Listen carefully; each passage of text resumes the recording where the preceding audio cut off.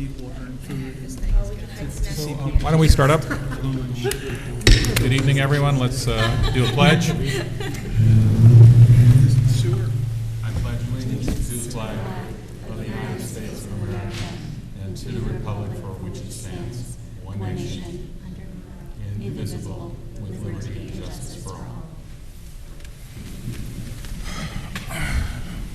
Can we have a moment of silence for those defending themselves in the Ukraine? Thank you.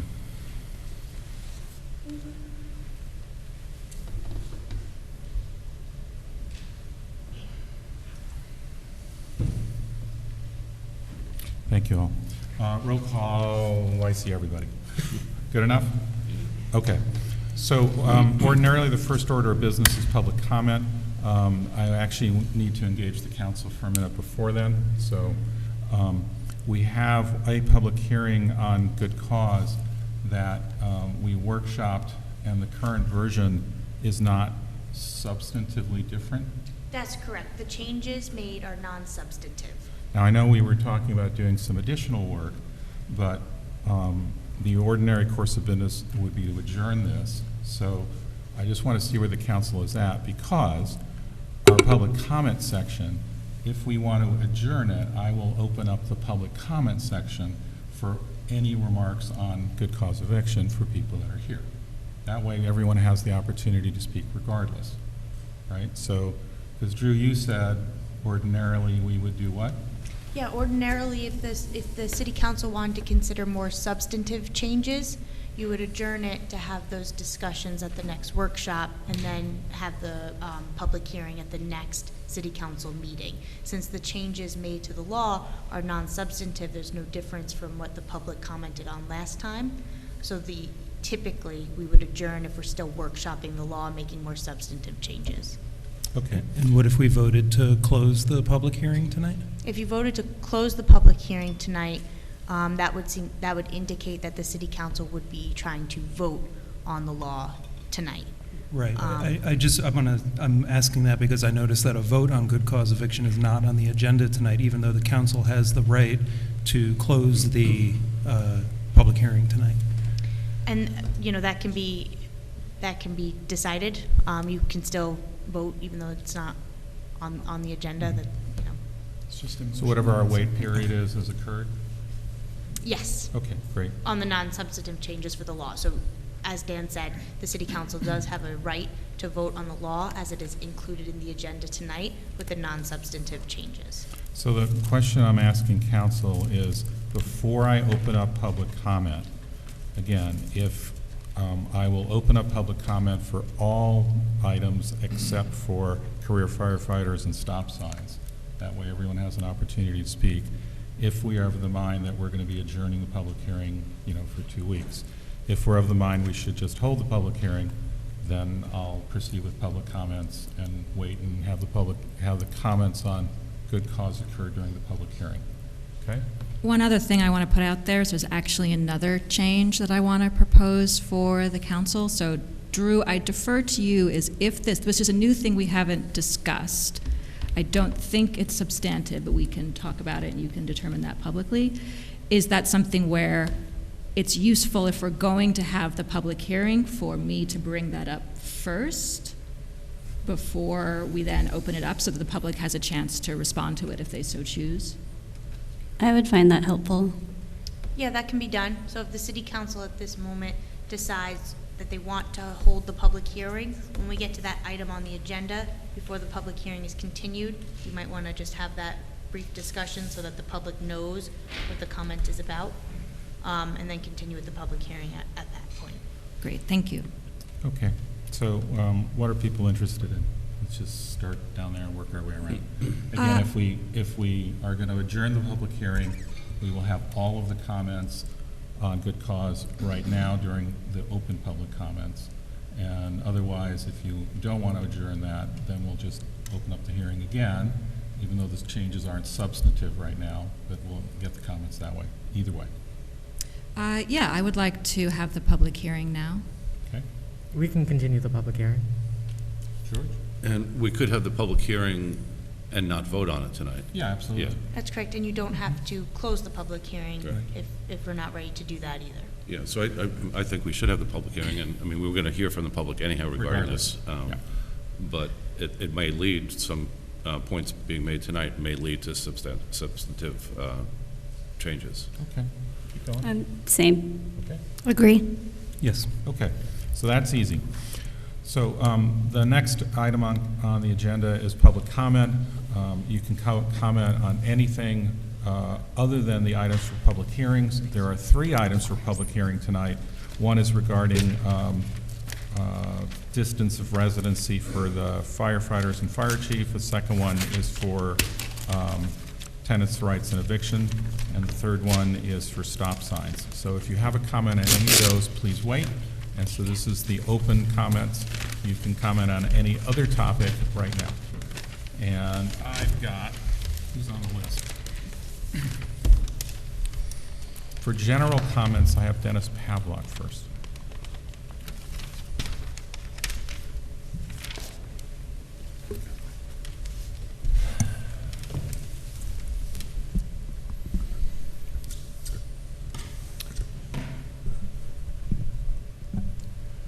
Good evening, Council, Mayor. When I was involved, when everybody knew who I was back in the day, a lot of my comments focused around and on emergency preparedness. How prepared are we? And last Thursday, I was riding around, and I come along a tractor trailer on Churchill Street. Tried to go over the tracks, and his gasoline tank bottomed out and ruptured. Gas was coming down the hill, and you know the bottom of the hill is a water source. And I called the police and I reported it. It was already been reported, but they didn't know the tank had ruptured. Many times before, we had regarding if it would be a snowstorm issue, like we just had last winter. And then on top of that, COVID got a lot of our workers sick. And so I believe we need to do a study on emergency preparedness and how prepared are we as a city.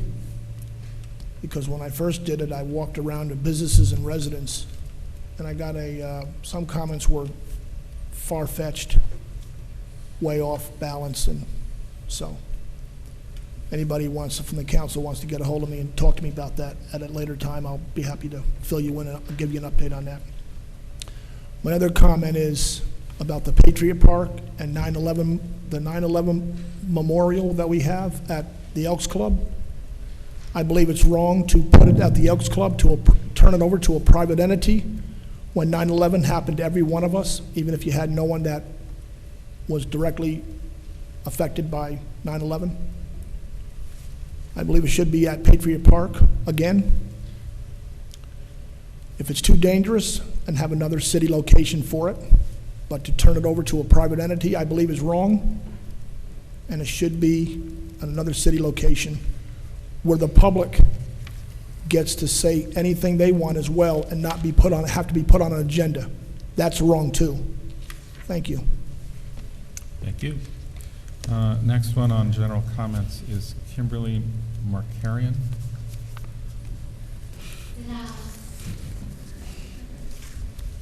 Hi, everybody. We're having a parade on Saturday at 12 o'clock. And we wanted to make sure that you all knew it and that you were invited. You represent the best of us, and we would like you to attend. So please just show up like 11:30 and come march with us and see our neighbors. That's all I have.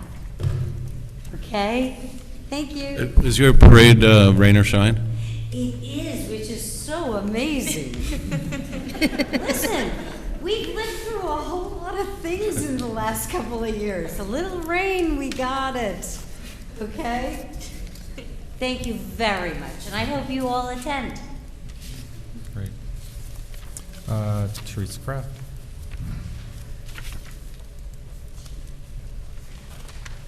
We'll take the luck of the Irish.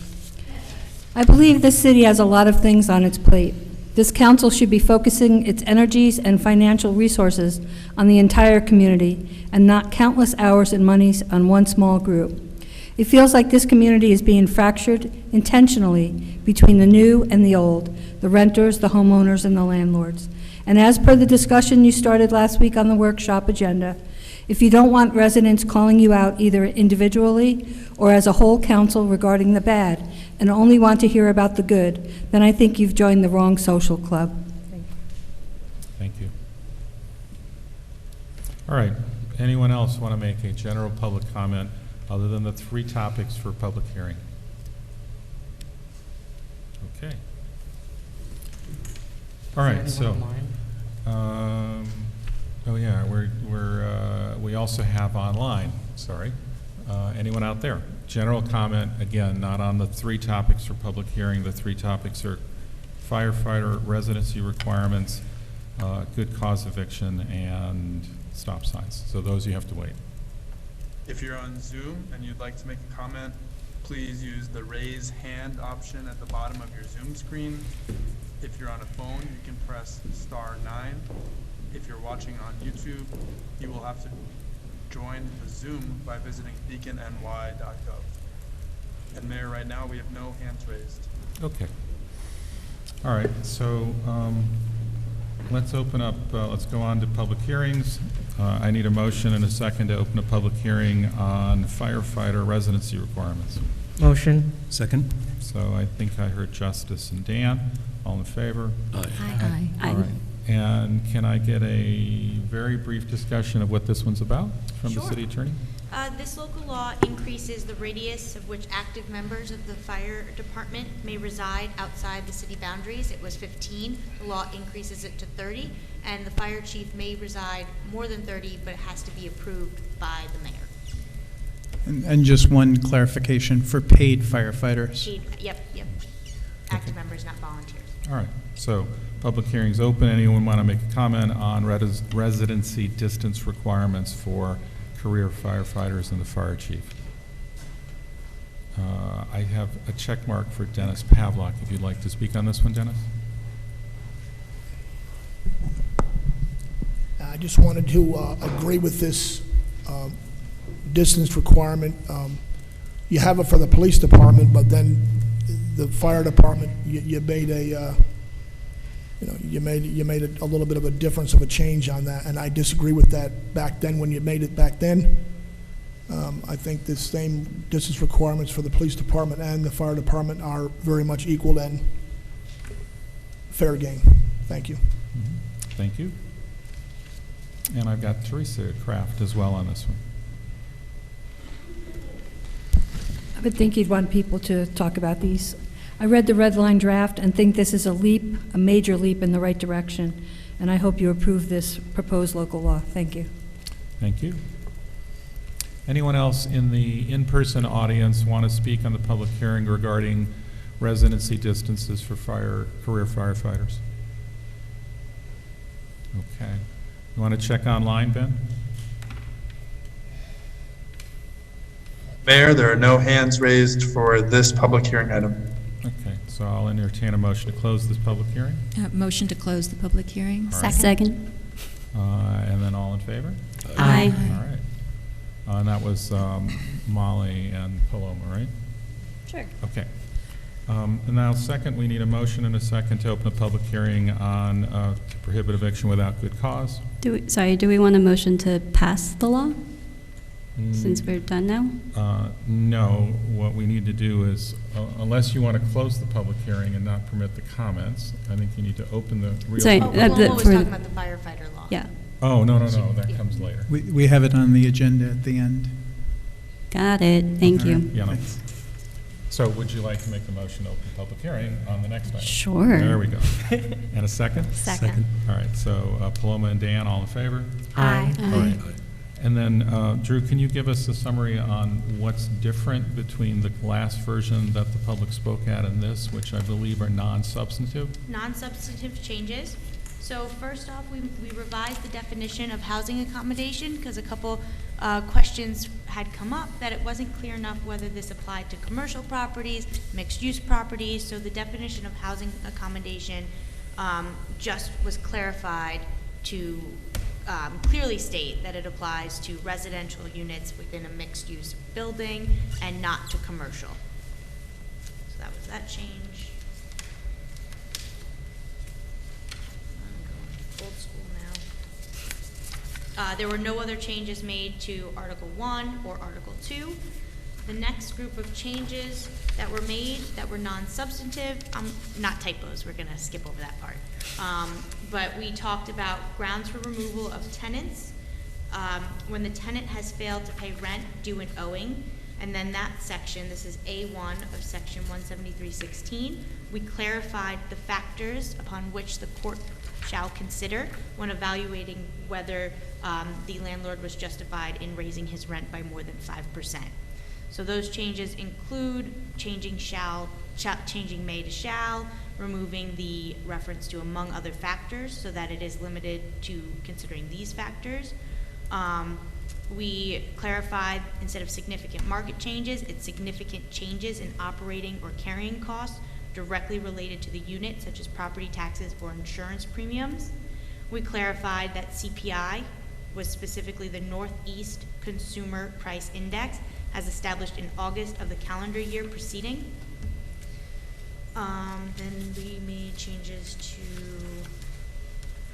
made changes to clarify that the 3.5% referenced as far as when a landlord needs to notify you was changed to 5% to equal what is actually set forth in the New York Real Property Law section 226-C. I removed an extra any from the phrase that said substantially alter the terms of any existing lease, so now it's grammatically correct. And I think that those were all the changes. Okay.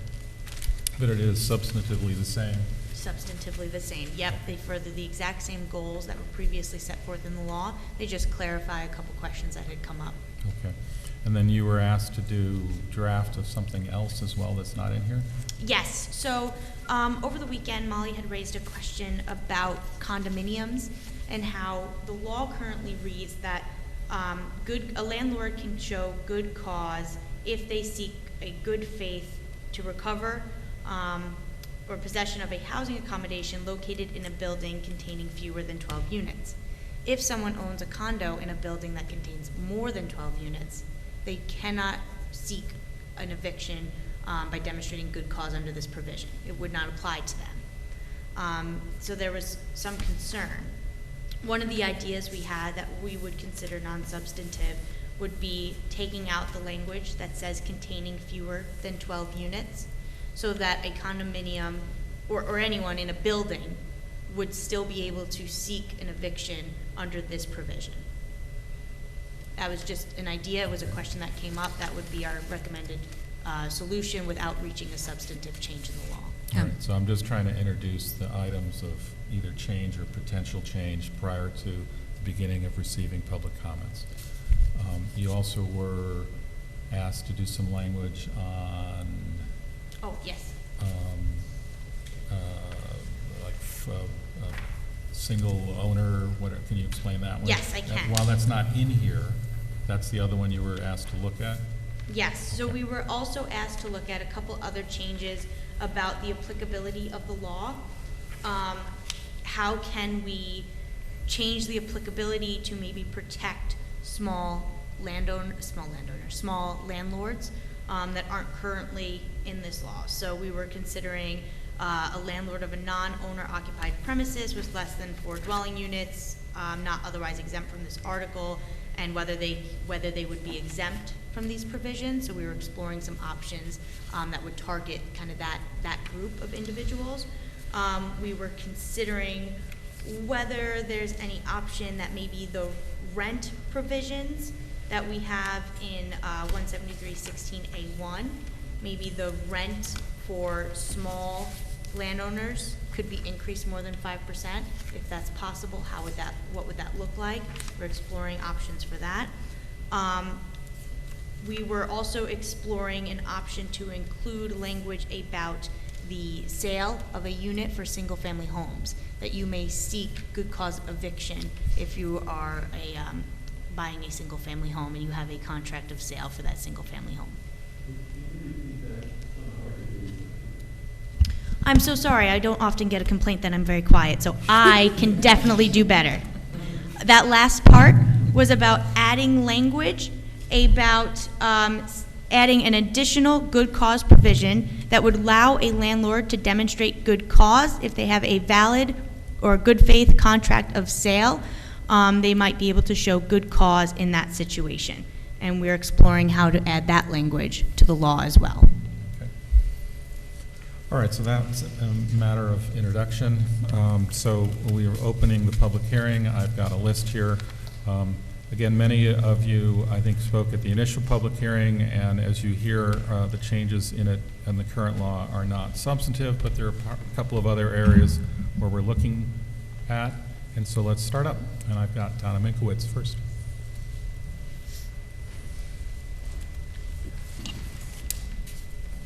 Hi, good evening, everyone.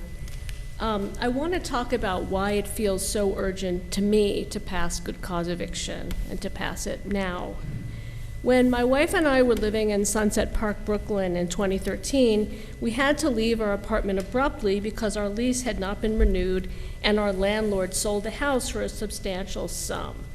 So no, I do not recommend that we add language to the law that prevents this from applying if the landlord has a contract of sale.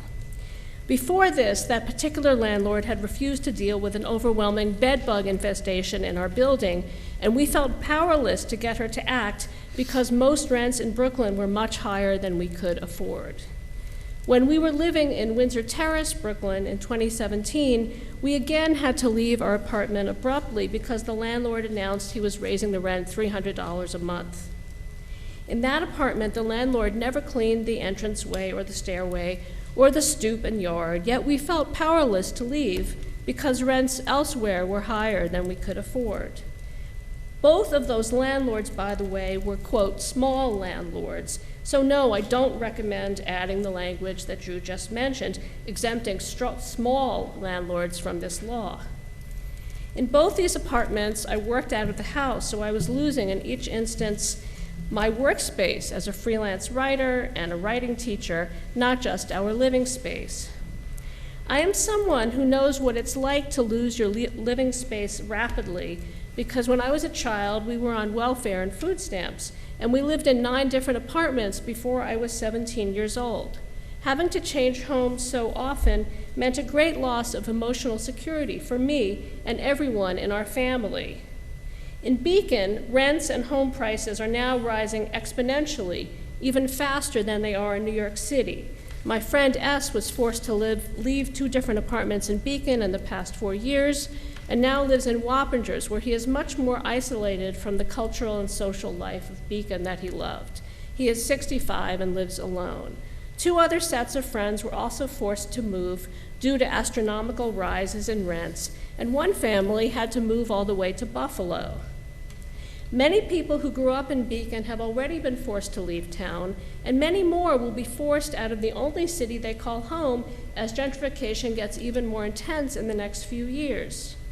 The question is, do we want to become a city where all the restaurant and bar workers, firefighters, teachers, shop employees, laborers, childcare employees, and social service workers have to live elsewhere? Because that is what we are rapidly becoming. But you on the city council, you who represent all the people of Beacon, you have the power to stop this and prevent Beacon from becoming another San Francisco, where everyone who lives within the city limits has to earn at least $150,000 a year to pay for rents there, and all the ordinary working people have to commute for an hour or more to their jobs, serving the rich folk of the city. Thank you. Thank you. Ashley Bonds? Thank you. Good evening, City Council members and meeting attendees. My name is Ashley Bonds Liptay, and I live in Ward 2. I would like to discuss with the council why I'm in favor of the good cause eviction bill. My husband, my 3-year-old daughter, and I bought our first home in Beacon last June. We decided to invest in Beacon full-time to raise our growing family. The Beacon community has welcomed us with open arms, which is incredibly important to me. I've met amazing like-minded mothers that have needed to leave Beacon due to lack of affordable housing options.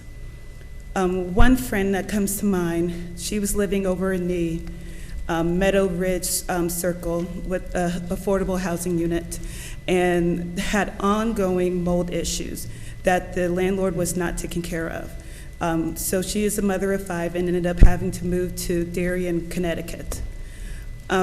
So I know this story is not unusual. This does trouble me as a homeowner because we decided to invest in Beacon for its rich, diverse culture that the city offers and want our children to be able to thrive here among a supportive system. That's why I want the council to pass good cause eviction. Housing is a human right. This bill will make it clear to all tenants that they have rights and shouldn't feel scared to request repairs for the fear of to be evicted. So city council members, please protect Beacon community so that it comes from all Beacon community that comes from all different types of economic backgrounds by passing the good cause eviction. Thank you. Thank you. Dan Vatsky.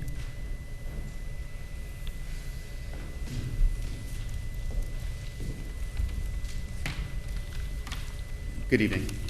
My name is Dan Vatsky. I'm a homeowner in Beacon as of 2020, and I'm here to ask you to immediately pass proposed amendments pertaining to good cause eviction.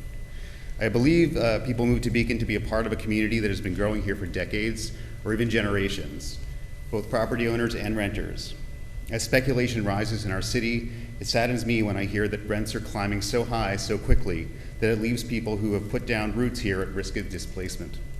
That's not to say I'm against growth in Beacon, but there's a difference between organic growth and the market simply inflating prices at maximum speed. If we don't install some guardrails to maintain rent fairness, I worry we are going to lose a valuable part of what makes Beacon unique. While my wife and I own our home, we rented for decades beforehand and experienced the power imbalance that exists between landlords and tenants, even in the best of situations. We paid rent every month and hoped our landlord would respond promptly when leaky roofs, heating problems, or security issues arose. We worried about making follow-up calls and being labeled problem tenants. We held our breath as renewal time came near, knowing rental markets were ever increasing, and wondering if a rent hike would force us to move, or if we would just be denied a new lease altogether. In this light, I believe good cause eviction is reasonable regulation. It gives tenants some level of security against the whims of the housing market and gives landlords clear responsibilities and boundaries with respect to their tenants. The council should take this vote and support this legislation as soon as possible. Delaying has already caused harm to tenants in Beacon. A colleague who spoke at a previous council session had their rent increased by hundreds of dollars in just this month, either as punishment for speaking out or as a last chance rent hike before this legislation is passed. In either case, if there was proof needed that good cause eviction should be implemented, that's enough for me. So please take this important step in protecting Beacon as a diverse community where real people live and work, and pass this bill without delay. And just as far as the amendments as they're discussed, it just seems like the goal of the law is to protect tenants, and all of those things are somewhat detracting from the goal of the law. So. Thank you. Cherry Griffin.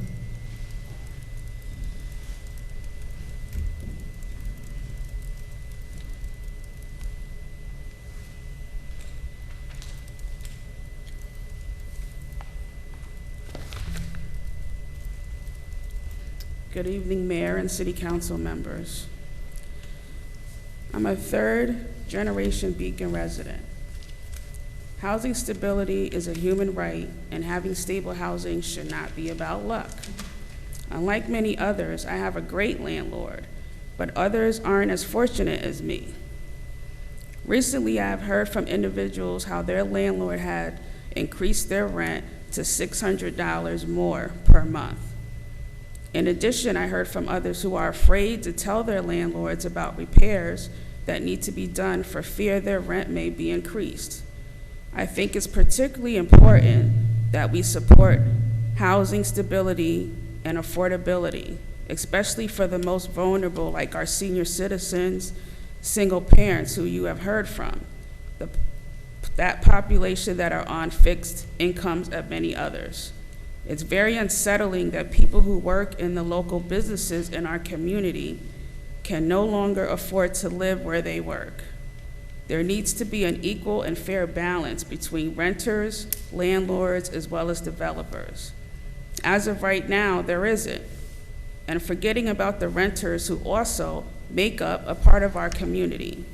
As I've said before, the good cause eviction legislation is needed to promote housing security, protect a tenant against unfair and exorbitant rent increases, landlord intimidation, and to help supply stability for our community regardless of your income level. This is why I'm asking the City Council to pass good cause now.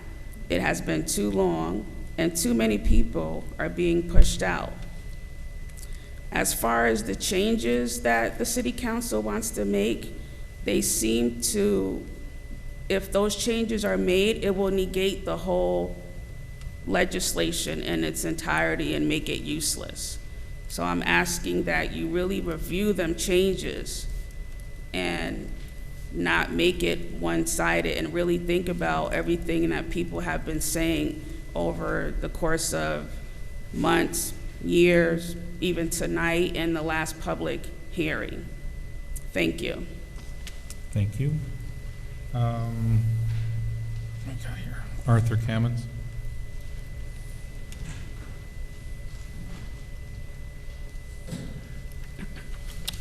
Good evening, everybody.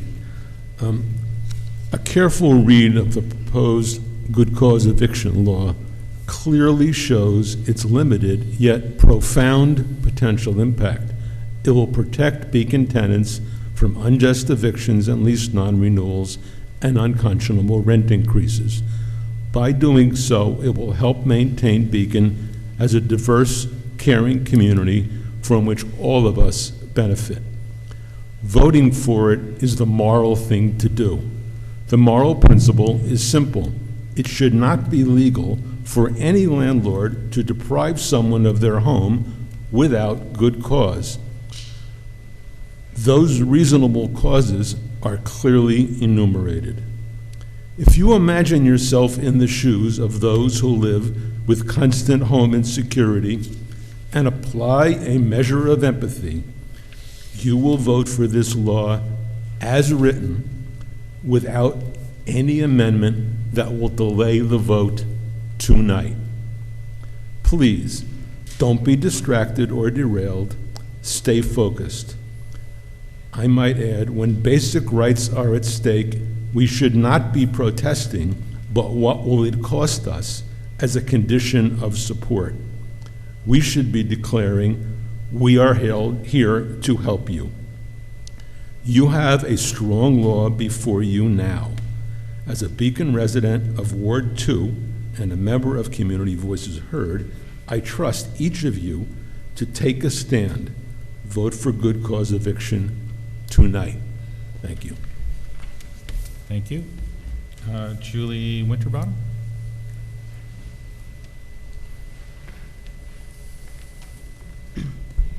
Good evening. My name is Julie Winterbottom, and I am a homeowner. I live in Ward 1. I urge you to pass the good cause eviction law tonight. I understand that some of you have said that this legislation is not reasonable. I disagree. This is hardly an extreme or overreaching measure that unfairly hamstrings landlords. It does not radically change what landlords can and cannot do. It simply adds some protections for tenants that level what has been a very uneven playing field. Let's look at the specifics. Landlords can still evict a tenant for a multitude of reasons, from non-payment of rent to creating a nuisance and onward.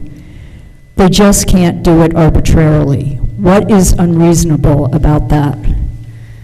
Landlords can still raise the rent at a fair cost of living percentage, and they can raise it beyond that level too. They just need to show why.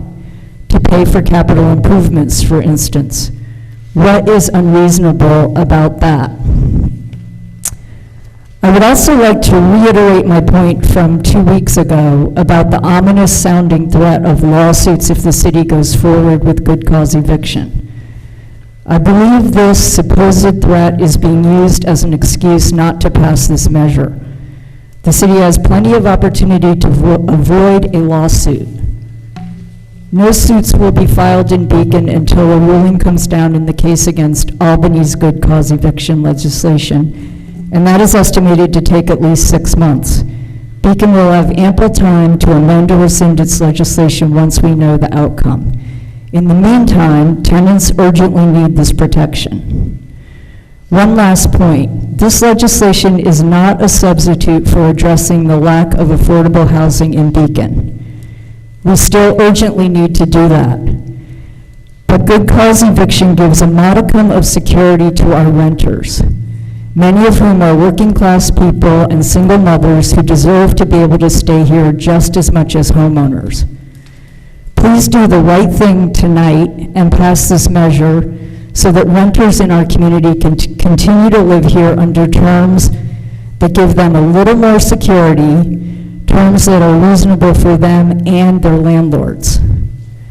I just want to add that I was dismayed to hear that you may not vote tonight, and also dismayed at the last minute changes that you're considering. It was hard for me to hear all of them or to quote them from memory right now, but the impression I got is that they weaken a law that we've been discussing for quite some time. So I found that distressing. Every week's delay is another week that tenants are left vulnerable. Please go ahead and do the right thing and pass this law. Thank you. Thank you. Kimberly Markarian? Hi, it's me again. Okay, so I didn't prepare everything, and I'm a little embarrassed by all the wonderful speakers here. But I'm a landlord. Little old me owns property in Beacon. I pay taxes. I make sure that the streets are clean. I love it here, and I am third generation. I've been here forever. And when I first started real estate in 1998, when my husband decided to leave us, and we were still here, and he stole all this money from people, I still invested in my community. I paid everybody back. I hear all the tenants speak, but who's watching over us, the taxpayers, that are helping this to be a good place to live? Now, I have been a landlady since I was married, and I haven't been married in like 26 years.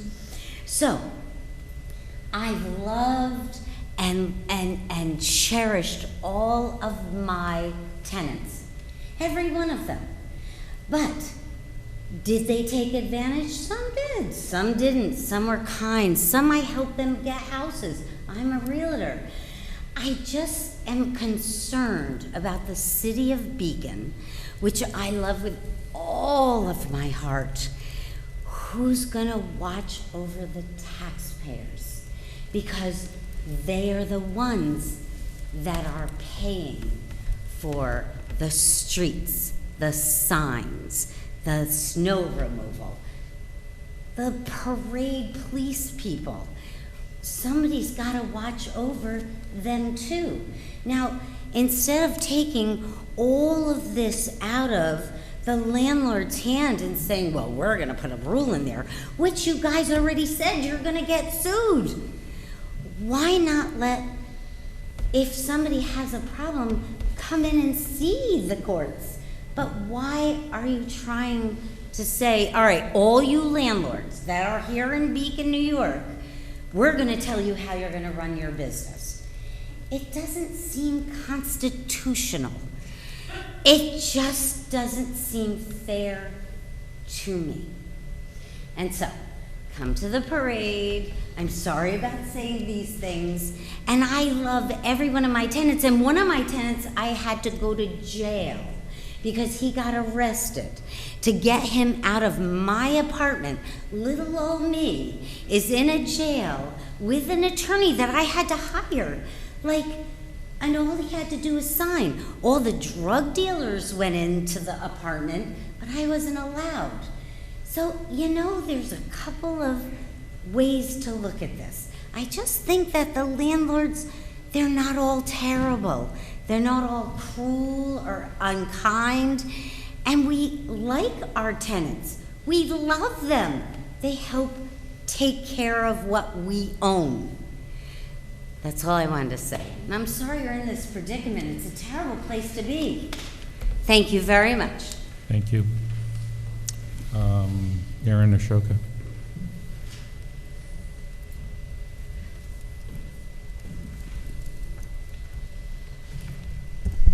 Good evening. My name is Erin Ashoka. I'm a member of the Beacon community. I'm a taxpayer, and my definition of protecting me and other taxpayers is by protecting our community by passing good cause eviction. I have for the past year been organizing alongside fellow community members as a member of Beacon's chapter of Community Voices Heard. I joined this cause because at the time I was a renter here in Beacon, and I was then and still am gravely concerned about housing affordability in Beacon. In communities I've lived prior to Beacon, as well as just nationally, we've seen so many examples of letting the market dictate. The market is what has gotten us into this situation now. So what I've found in doing this organizing is the really human side of good cause and why we really need this legislation. I started about a year ago, actually, knocking on doors and talking to tenants here in Beacon about good cause and the fact that this was being considered by the city council. And when I knocked on people's doors and I started talking to them, they started telling their stories to me of why this law is really important to them and what it would mean to them to be able to be sure that they could be protected from being unjustly evicted. One woman told me about a bat that enters her apartment through a hole that she has, and her landlord has essentially told her that she can leave if she doesn't like her current housing situation, but there's nowhere else in Beacon that she can go that she can afford. I've talked to folks who are on fixed incomes and can afford their rent now, but if their rent were to be raised unconscionably, that they would have nowhere to go. I've also heard so many stories and have stories of my own about living with broken appliances or other small things that make your apartment not a great place to live, but you don't bring it up because you're worried that your landlord will start looking a little closer at how much you're paying and decide to raise your rent as a result. And in the past couple of weeks, I've started to hear stories about people who've had their rents raised by $500 or more because the city is beginning to consider this law. So it's true, we don't have a housing study, we haven't means tested this, but if you start looking a little closer, and if you talk to renters in your ward, you'll find that this is needed in our community. By delaying a vote on this, we are putting these very people in danger. The longer the council delays this, the more time landlords have to raise the rent and unjustly evict tenants. This vote is a statement on who you stand with, on who is considered worthy of protection in our community, and what we want Beacon to be. Is this law a panacea? No. Does it solve the problem of affordability in Beacon? Absolutely not. Is this a first step in protecting current Beacon residents and giving them their day in court? Absolutely. So I hope that you will consider many other measures to address housing affordability in Beacon, but this is a first step to showing that you as a council think housing affordability is something worth working on and addressing here in Beacon, and I urge you not to delay your vote and vote tonight to pass good cause eviction here in Beacon. Thank you for your time. Thank you. Tina Bernstein.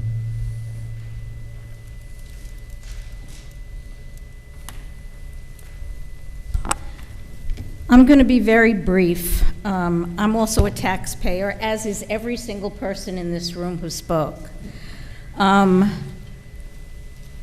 a homeowner in Ward 2, and I'm also a member organizer of Community Voices Heard. And I value the diversity in this community.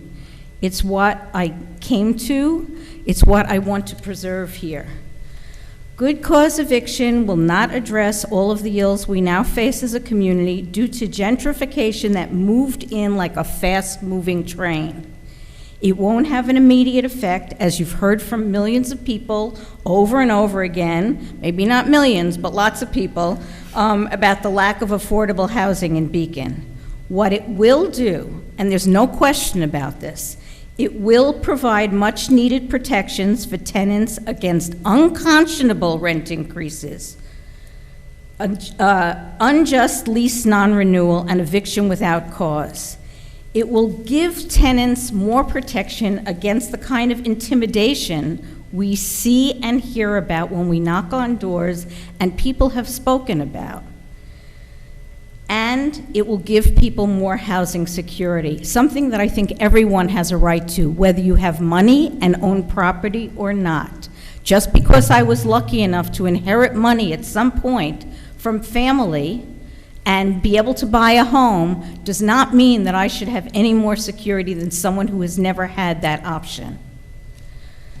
The council has a moral decision to make, as many people have said. It's the decision to vote now to pass this legislation without any further delay or any watering down of its intent, in order to take a stand to protect tenants, in order to do what is possible to do now to maintain the economic and racial diversity of our city, which has been changing because people have been pushed out.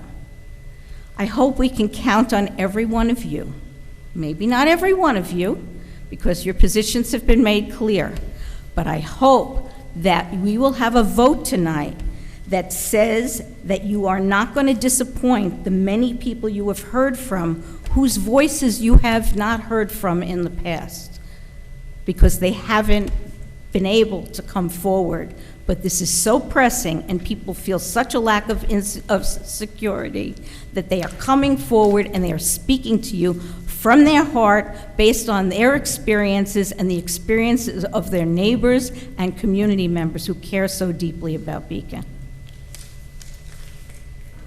Thank you. Vikas Ashoka.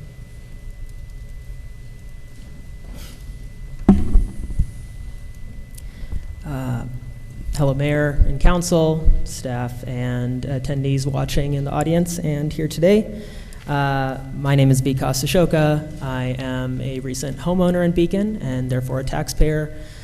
I'm also someone who used to rent up until recently, and every place I rented at, I was also the taxpayer because those property owners would not have been able to pay their taxes without my money.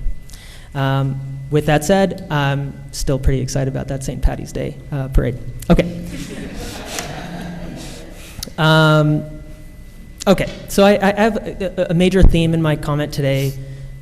Our housing crisis in Beacon is a long-term problem. We all know that.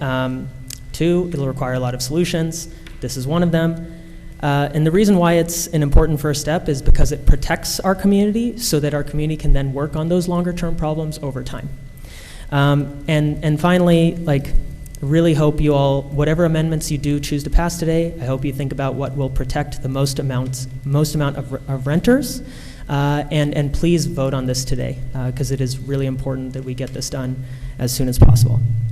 So I'll just, say, I know that this crisis has been going on a long time.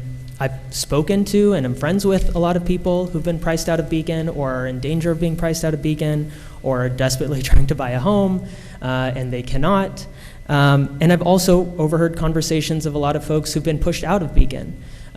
Just today, folks were talking about how they were pushed out decades ago and they really wish they could come back. They're still involved in this community, but they can't be involved. And I just wish we had good cause eviction back then so that their rents could have stayed at an affordable rate before they got pushed out. I heard a lot of folks a couple weeks ago at the last public hearing express support for other policies as well. And I want to make sure it's said that those other policies potentially are great as well, and good cause eviction does not preempt or dissuade us from talking about those other policies. So I hope that we can all go into this vote tonight, or end this public discussion tonight and go into this vote with the understanding that we must work together on this and future housing crisis policies and solutions. And we will, as long as we have good cause eviction as our first step, because we need to have this community be stable enough to solve our long-term hairy problems. With that said, any delays further are really challenging and hurtful to renters in Beacon. You've heard other people mention, I've heard a story myself of a renter in Beacon who spoke out a couple weeks ago, whose rent has raised hundreds of dollars since then. So we need to pass this in order to prevent stuff like that from happening. So let's take the step, let's pass this law, and protect as many renters as possible. Thanks so much. Thank you. Graham Lawler.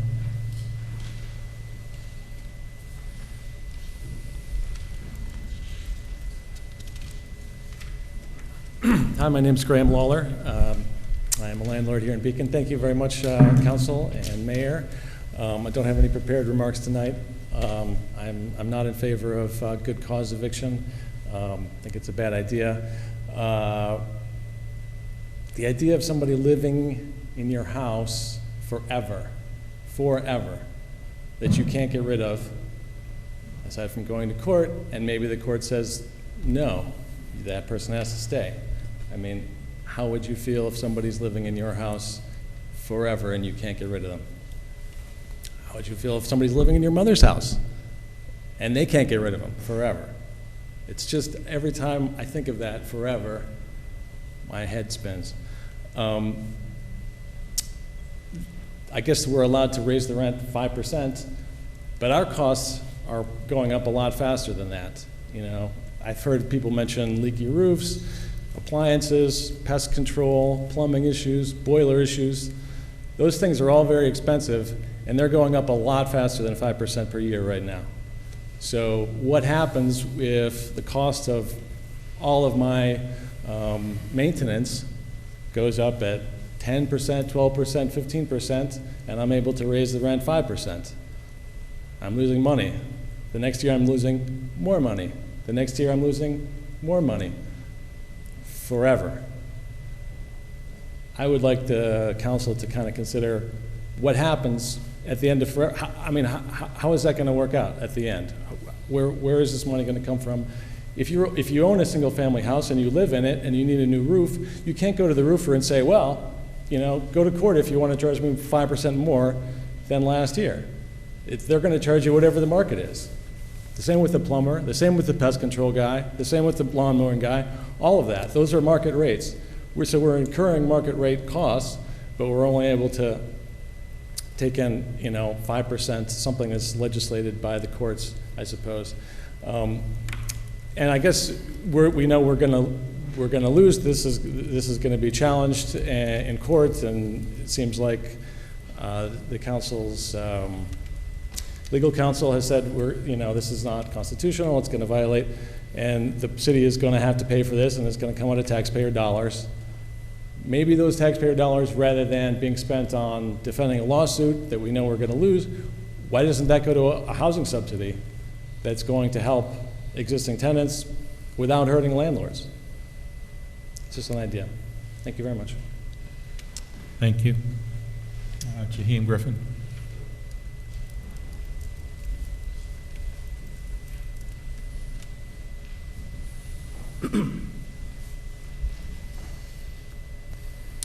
Good evening.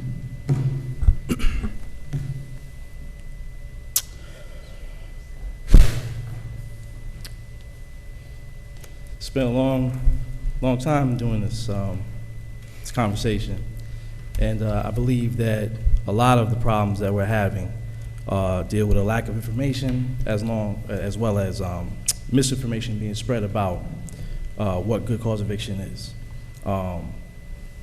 We talk about housing being a human right. It's important to think about it that way, because the way it's been portrayed to the public is it's tenants versus landlords. And that's not entirely true. A lot of the landlords and a lot of the people that have been here in the opposition have an idea that this law is going to prevent them from getting rid of people who are problem tenants. It's not the case.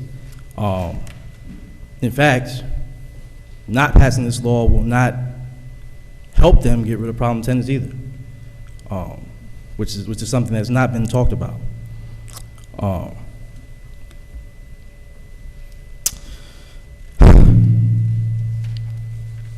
There was a workshop that was done, and my family was brought up.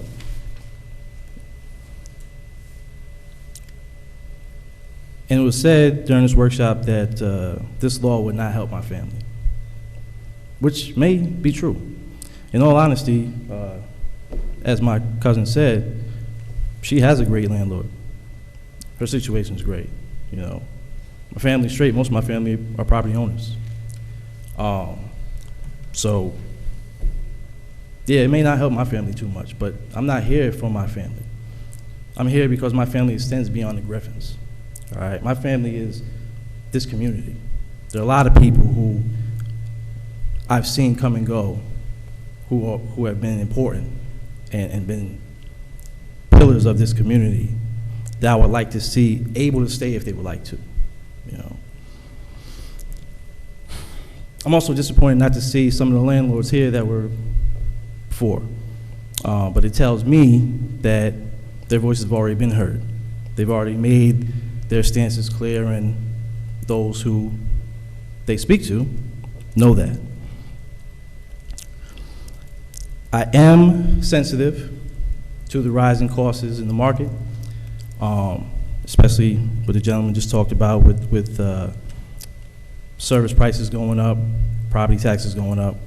And although it's not my job, I'm not elected or anything like that, I think it would be important for the council to think about creative ways to possibly alter tax rates for landlords who have kept their tenants through the pandemic, and who have kept rent rates reasonably priced, you know, at the 5% inflation increase. Also, I want to make it clear that there are real parameters with dealing with rentals and your gross income versus your net income versus what you're going to actually pay taxes on. It's important to understand. I make all these statements just to say that a community is not a community if we don't care about each other, and that means everybody in the community. You know, as I said, I don't need to be here, but the people that I want to be heard, it's best for me to do so. The last thing I want to do is I want to recognize a member of the community who is no longer with us, and that's Miss Yvonne McNair, who was a pillar to this community. And she raised some beautiful children here.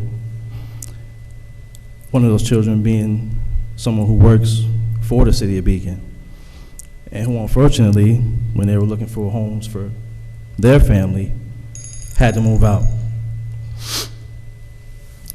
And that's what we want to stop. We want to make it so that the people who want to be here, who care about the community, can continue to be here.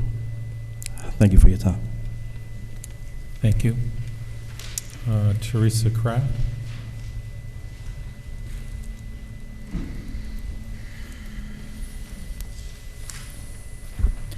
That's a hard one to follow. I'm still opposed to adopting this revised local law to include a thinly veiled good cause eviction clause for all the same reasons it's being contested in the Albany courts. As the owner of a multiple family home, I have opted out of renting to tenants because I've already experienced the drama worthy of a Netflix movie. Sure, I could use the money, but there are large and many hidden expenses that cannot be passed on to make it viable for me. Do not force Beacon's small-time landlords out of the rental business as a source of income by making it impossible to raise their rents to meet the needs of rising costs of living and repairs. Sadly, the cost of living has gone up for everyone, including them, and they should not be left holding the burden. The city has bent over backwards for the recent big pocket developers by giving them the keys to the city and letting them run rampant. The least you can do is to help your neighborhood landlords. The city should entice builders to build true affordable housing. The city should not be in the landlord business. And unless you've compiled it in the last week, this city still does not have a database to show a housing study and apartment rental inventory and its shortcomings. At one point during last week's workshop, you were telling the residents that you wanted outside legal counsel so intently that you took a straw poll to retain an outside lawyer with additional taxpayer funds and taxpayers' monies, all the while asking the city's law firm, already on retainer, for their legal advice on writing the draft verbiage for this revised law. I just hope that when the time comes to renew their contract with this city, our dedicated law firm doesn't walk away and say thanks, but no thanks. They can get treated better in another community that wants to listen to them. I hope you take the city's law firm's advice and put this on the back burner and not vote its approval, at least not yet.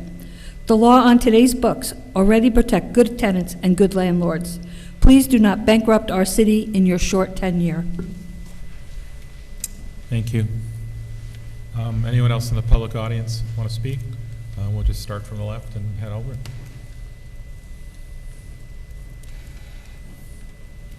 And let us know your name. Hi, I'm Sarah Alpert. Last public comment period on this, I was the last speaker.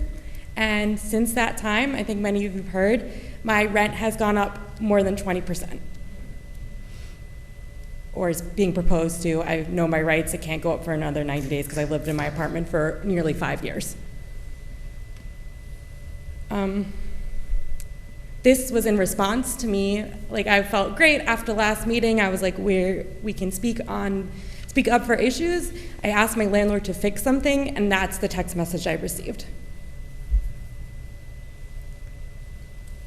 I know I'm not the only one that's probably experienced this in this city. And every week that we delay this, more and more people are going to be forced to leave here.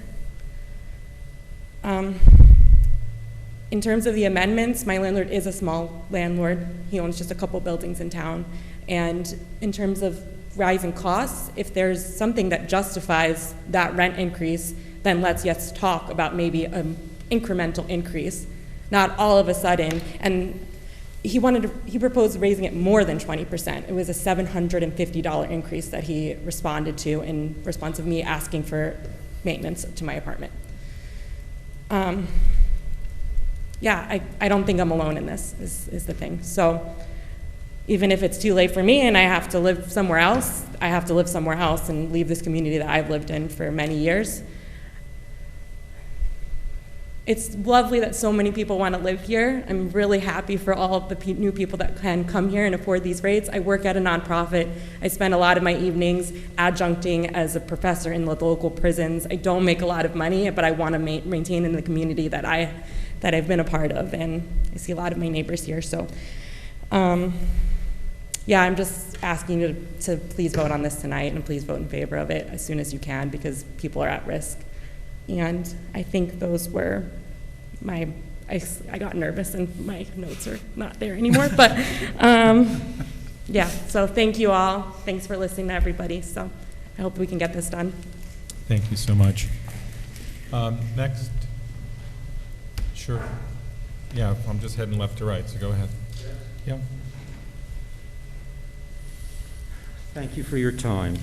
I'm a landlord, and tell us your name and where. I'm sure.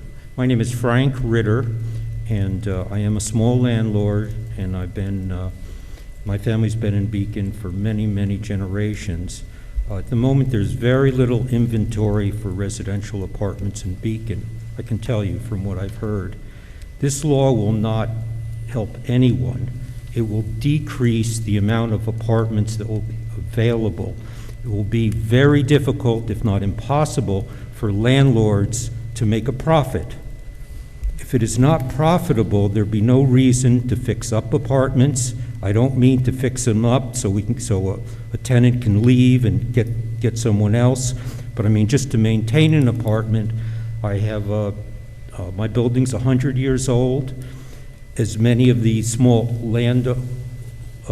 landlords have buildings here that have been here for generations, and the buildings are not getting any better. They're getting worse. And because we have to repair them, and it's extremely expensive. I have a very good relationship with my tenants. I have tenants that have been there for nearly 20 years. If I were to decide to raise the rent, if you're talking about 5%, I have some tenants that are paying $1,000 or less for an apartment, okay? So even at the sum of 5%, that's $50 a month, or $600 a year. I think I could maybe go to a baseball game if I wanted to, but it might cost me, unless I go to the Renegades, it would probably cost me $600 to bring my family, which I've never done, to a baseball game, which would be the amount of money that I'd be increasing my rents. So that really wouldn't help. What I might mention is in New York City, there was a Mitchell-Lama housing program where when developers came in and put up a new building, they had to make a portion of that building for moderate renters, moderate income people. Don't put this burden on the backs of the small landlords, especially those who've paid taxes for generations. And some of my fellow landlords ended up losing their buildings. One of my relatives, my grandfather built the library in town, the Howland Library. That was sold back to the town for my family for taxes and for all the maintenance that we had on this building, which we built and owned. That building is now the Howland Center and is the library, but we could not afford to keep it because the maintenance was too much and it's very demanding, okay? So also, people think that this law is going to be the cure-all. It will not create better relations between landlords and tenants. I can tell you, the landlords will not have the incentives to fix up their buildings if they feel that they're not able to make any profits. It's going to affect everyone, and it will not be a good dialogue. So I think this law is a big mistake. Thank you. Thank you. Anyone else on the left side here that hasn't spoken, wants to speak on this topic? Okay, how about on the right side? Any hands? Okay, let's go see what's online. Ben, can you help us Mayor, out? we have 6 hands raised at this time online. The first Zoom speaker is Sheila Webb Halpern.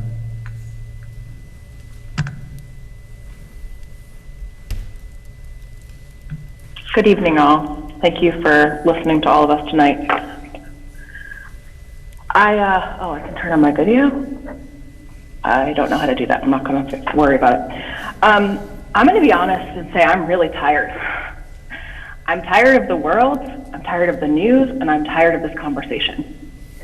This has been going on for months and months, and people are pouring their hearts out to you with real stories of harm done, of homes lost, of families separated, and of communities disconnected. It's enough. Please vote on this tonight. There is so much intentional fear-mongering and misinformation being spread. I am tired of it. You can get rid of tenants. There are many good reasons why you can get rid of tenants with this law. Profiting off of people who happen to be less lucky than you, that's not care. It's not. It's not care. It is disregard for the people who make this community what it is. Everyone here has talked about how much they love Beacon, how much they want to stay here, how much they give to this community. We all pay taxes. We clean our streets. We build this community, we maintain this community, we look out for one another. That's social cohesion, that's connection, that's relationships. That's what keeps us safe. That's what actually keeps us safe when emergencies happen. And the direction that we're going, we won't have that in the future. We won't know our neighbors. We won't have that social cohesion and those close relationships. This conversation comes down to decency or greed. If you care about people, then it's not hard to be fair or ethical before you unhouse someone.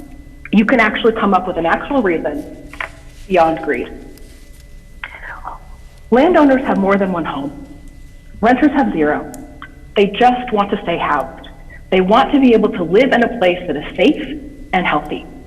If they break the law, if they don't pay rent, if they create health violations, if they don't let a landowner in to do repairs, all of those are good reasons and are allowed to be evicted from your home. The reasons that people are stating again and again to vote against this are not factual. We are talking about real people, real lives, and a community that we all say we care about.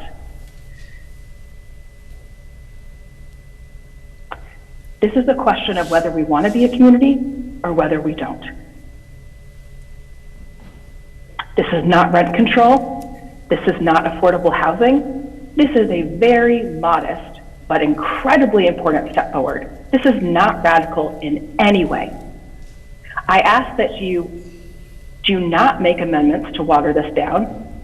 I ask that you take this opportunity to even the scales just a little bit so that tenants have a fair chance, and that if they are evicted, then there at least is a good reason for that.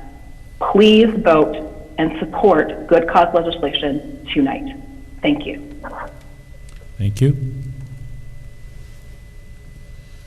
Ben? The next Zoom speaker is Judith Goldener. I don't know if I can get on video, so I'll just speak. My name is Judith Goldner. I'm with the Legal Aid Society. I do want to speak a bit about the need here. I've spoken to Legal Services of the Hudson Valley who would speak today, except that they are prevented from speaking in favor of passage of laws based on legal services restrictions, which I am not public to, but I can tell you that they told me that there is an enormous need for good cause eviction to allow tenants to complain about repairs. I think you've heard about individual tenants who've spoken about how if they complain about repairs, they will get evicted. And that is what Legal Services of the Hudson Valley sees over and over again. I will also say that agree that there's a lot of misunderstanding about what this law does. People were saying there's a cap on rents at 5%. That's not correct. 5% or 1.5 times the rate of inflation, which is almost 10% now. So the idea that landlords are necessarily limited to 5% is just wrong. It's also wrong because landlords can show evidence of other increases. The idea that it's unconstitutional is also not based on any legal facts. You should know that New Jersey has had good cause eviction for decades, almost 40 years, and California, Oregon, and Washington State also have good cause eviction. In addition, in New York State, Albany, Newburgh, Kingston, and Poughkeepsie have all passed good cause eviction. There is no reason to think that Beacon would be especially impacted by any lawsuit. Albany is going to take the lead in defending their good cause, a law which is not very different from what you've proposed here in Beacon. And there's no reason to think that Albany will not win. You should not be part of a blackmail situation, which is what the landlords are trying to do here. They're trying to tell you that they're going to sue and that it will cost you money. And I will say that I don't think it is good lawmaking to rely on threats instead of responding to what constituents have raised in a very compelling manner. I'm happy to answer questions about the legality if there's any reason for me to do that. Thank you. Ben? The next Zoom speaker is Scott Lehrman.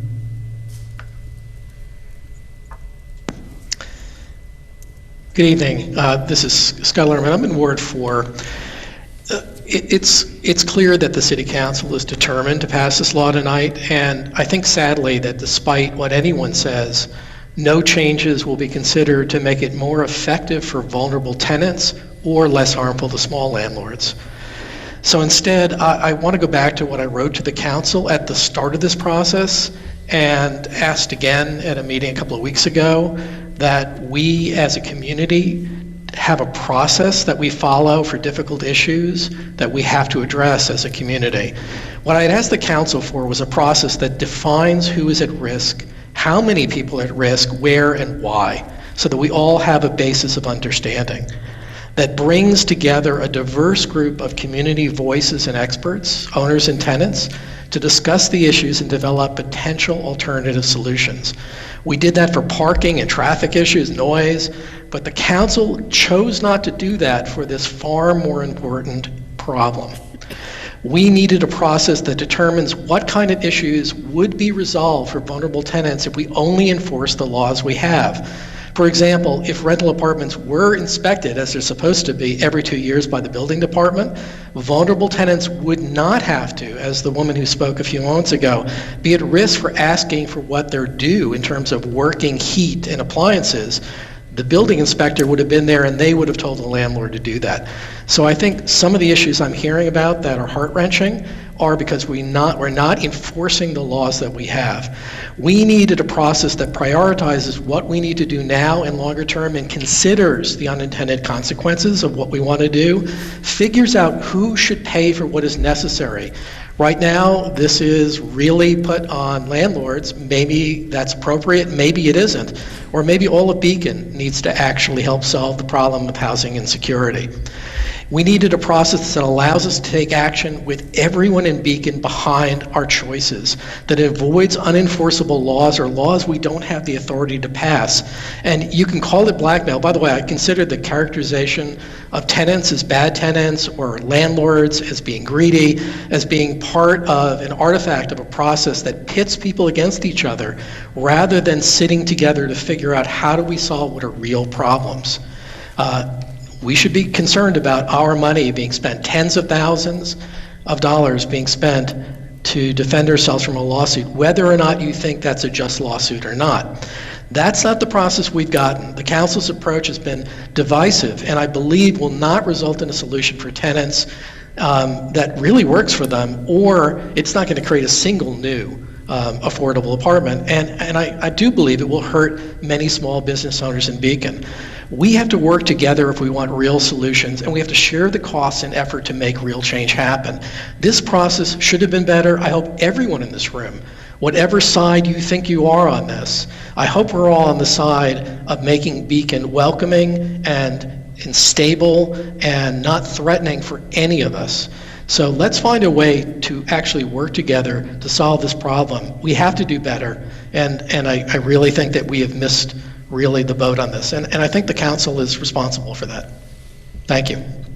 Thank you. Ben? The next Zoom speaker is Michael Eaton. Hi, can you hear me? Yes. Hello, my name is Michael Eaton. I'm from Rock Tavern, but I'm considering moving to Beacon this year. I'm calling to support voting yes on the good cause eviction law. As the prices of gas, food, and many other essentials have jumped in price due to inflation, tenants cannot afford for their rent to outpace this rate of increasing expenses. We need good cause eviction to create a fair system that guarantees stability to good tenants. Without it, tenants will continue to face an unjust risk in their livelihood. Whether it be a price hike in rent that is impossible to pay, or sudden displacement from an eviction that they had no way to prevent. These current outcomes should not be allowed, and landlords need to be given fair rules to their business that people's safety relies on. Please vote yes on good cause eviction tonight. Thank you. Thank you. The next Zoom speaker is James Case-Leal. Hi, yes, good evening. My name is James Case-Leal. I'm in Ward 2. This has been a hard conversation to be part of, as we all have been for months and months, and I really want to really express deep gratitude for those who are stepping up and sharing their stories, particularly those who have the most at risk and are already beginning to see the effects and some retaliation. That's really disappointing and so upsetting to hear. It's also really frustrating, I think, maybe for a lot of us, that there has been so much disinformation. I do think that this has brought out a lot of emotions on every side of the argument. And I do think that when this passes, and I hope it does pass, that there's going to be a period of healing. And I think it's going to really require quite a lot of information getting out ahead of this to repair the disinformation that's been happening. I wanted to speak a little bit about a part that I've been following, which is where we've been hearing multiple conflicting legal opinions on the City Council from attorneys, including those from legal aid and CUNY law, who say that good cause eviction is a viable law. And then we have our own city attorneys who disagree and say that it's not a viable law. And I kind of want to just pull to attention and remind us that the only legal opinion that ever really matters is that of the court. And in this case, we're all watching the opinion of the court decisions of the suit playing out in Albany very closely. And one thing we do know is that the judge who's overseeing the Albany case is allowing the law to stand while proceedings move forward. They could have issued an injunction if the law was clearly non-viable, but the judge decided to allow the law to stay in effect while the lawsuit is argued and decided. So today and now, good cause eviction is the law in the city of Albany. This decision to allow the law to stand is likely grounded in assessment that the potential harm that's caused to tenants if this law were to be stopped while proceedings went on would be irredeemable if the courts later decide in favor of the city and allow the law to stand, because you can't undo an illegal eviction, right? They can't get their homes back. On the other hand, if courts do ultimately decide in favor of real estate interest and the law is struck down, the potential harm that would be caused to landlord is simply a matter of delaying the eviction of tenants a matter of months. So I ask, wouldn't it be reasonable for our city council to follow the same thinking when there's so clearly democratic will and need in Beacon to offer our residents some protections as those that currently are offered to tenants in Albany and Kingston and other cities that have passed this? And also to remind us that that's why in our version of the law we're building a sunset clause into it. And I really just kind of am taken aback that we have been seriously suggesting that we should ignore the moral imperative of passing a law that protects our most vulnerable families and community members because we're afraid of paying some legal fees, right? We have the resources to protect our residents. Not long ago, our city added $50,000 a year to our annual budget for a drug dog because it was inconvenient to borrow one from the county like most other municipalities our size, right? We didn't talk about fiduciary responsibility then. This argument that we shouldn't be protecting people because we're afraid of legal fees feels disingenuous. It feels unreasonable. And to be honest, it feels gross. So I ask that we err on the side of those in need, that we remember that we deserve to be protected and our residents and our neighbors deserve to be protected while we wait for a decision from the courts, either in Albany or if real estate interests choose to sue us in Beacon, we will know that our most vulnerable are safe while that plays out. Because we cannot be held hostage by empty threats from those with deeper pockets.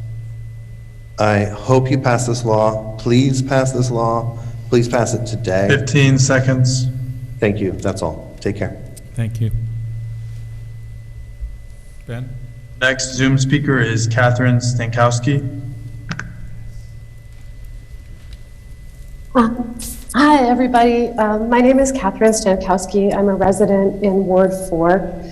I spoke at the last public hearing, which is funny because I'm incredibly nervous about this. Last time I spoke a little bit in general about single parenthood and how difficult it is to, to raise a family on a single income, and how incredibly difficult that is here in Beacon. Tonight, I want to speak briefly about my own experience. I grew up in rental housing.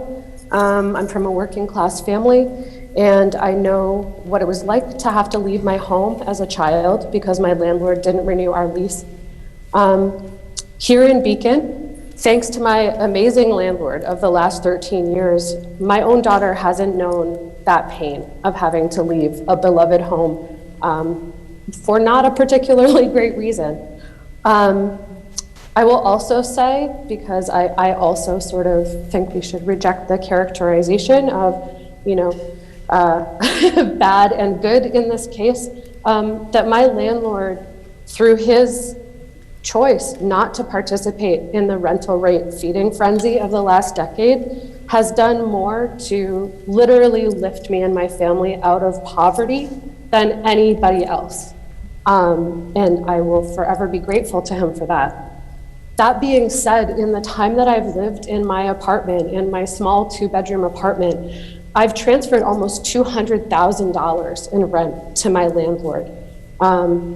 I've been unable to own my own home due to a lack of generational wealth and to being a single parent. And so although I've forked out that $200,000 over the last decade or so, at the end of the day, I have nothing to show for it in terms of equity and security. I'm a little offended by the characterization of tenants as non-taxpayers. I pay my taxes. I donate generously to this community, my time, my money.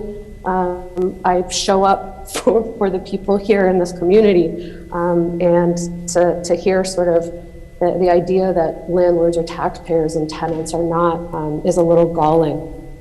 I wanted to speak really briefly about the fact that a lot of landlords who have spoken against the proposed legislation have talked about landlording as a business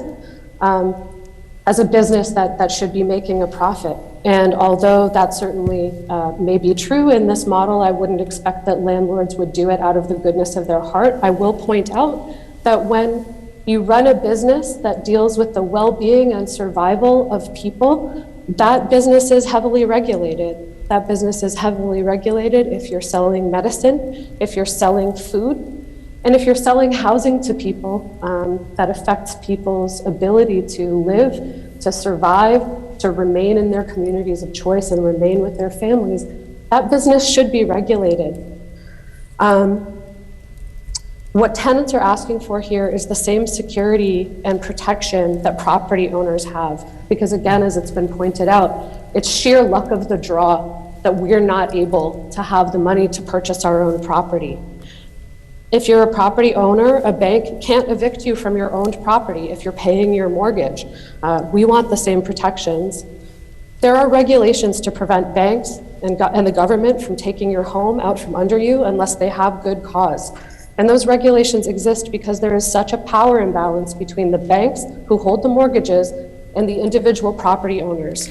That's the same power imbalance that exists between landlords and tenants. As we've heard, and as it stands, a tenant can face a rental increase of $750 a month in retaliation for speaking out in favor of tenants' rights. I also think it's telling that many of the landlords who have spoken this week and last have made the point that passage of this law will force them to act poorly and immorally in regards to their tenants. I think that from the many amazing landlords I know, that it's not fair to say that all landlords will respond by jacking up the rent and treating their tenants poorly if this is passed. I urge the City Council again to pass this legislation, to pass it quickly so that those of us who are speaking out 15 are seconds. protected. Thank you so much. Thank you. The next Zoom speaker is Michael McKee.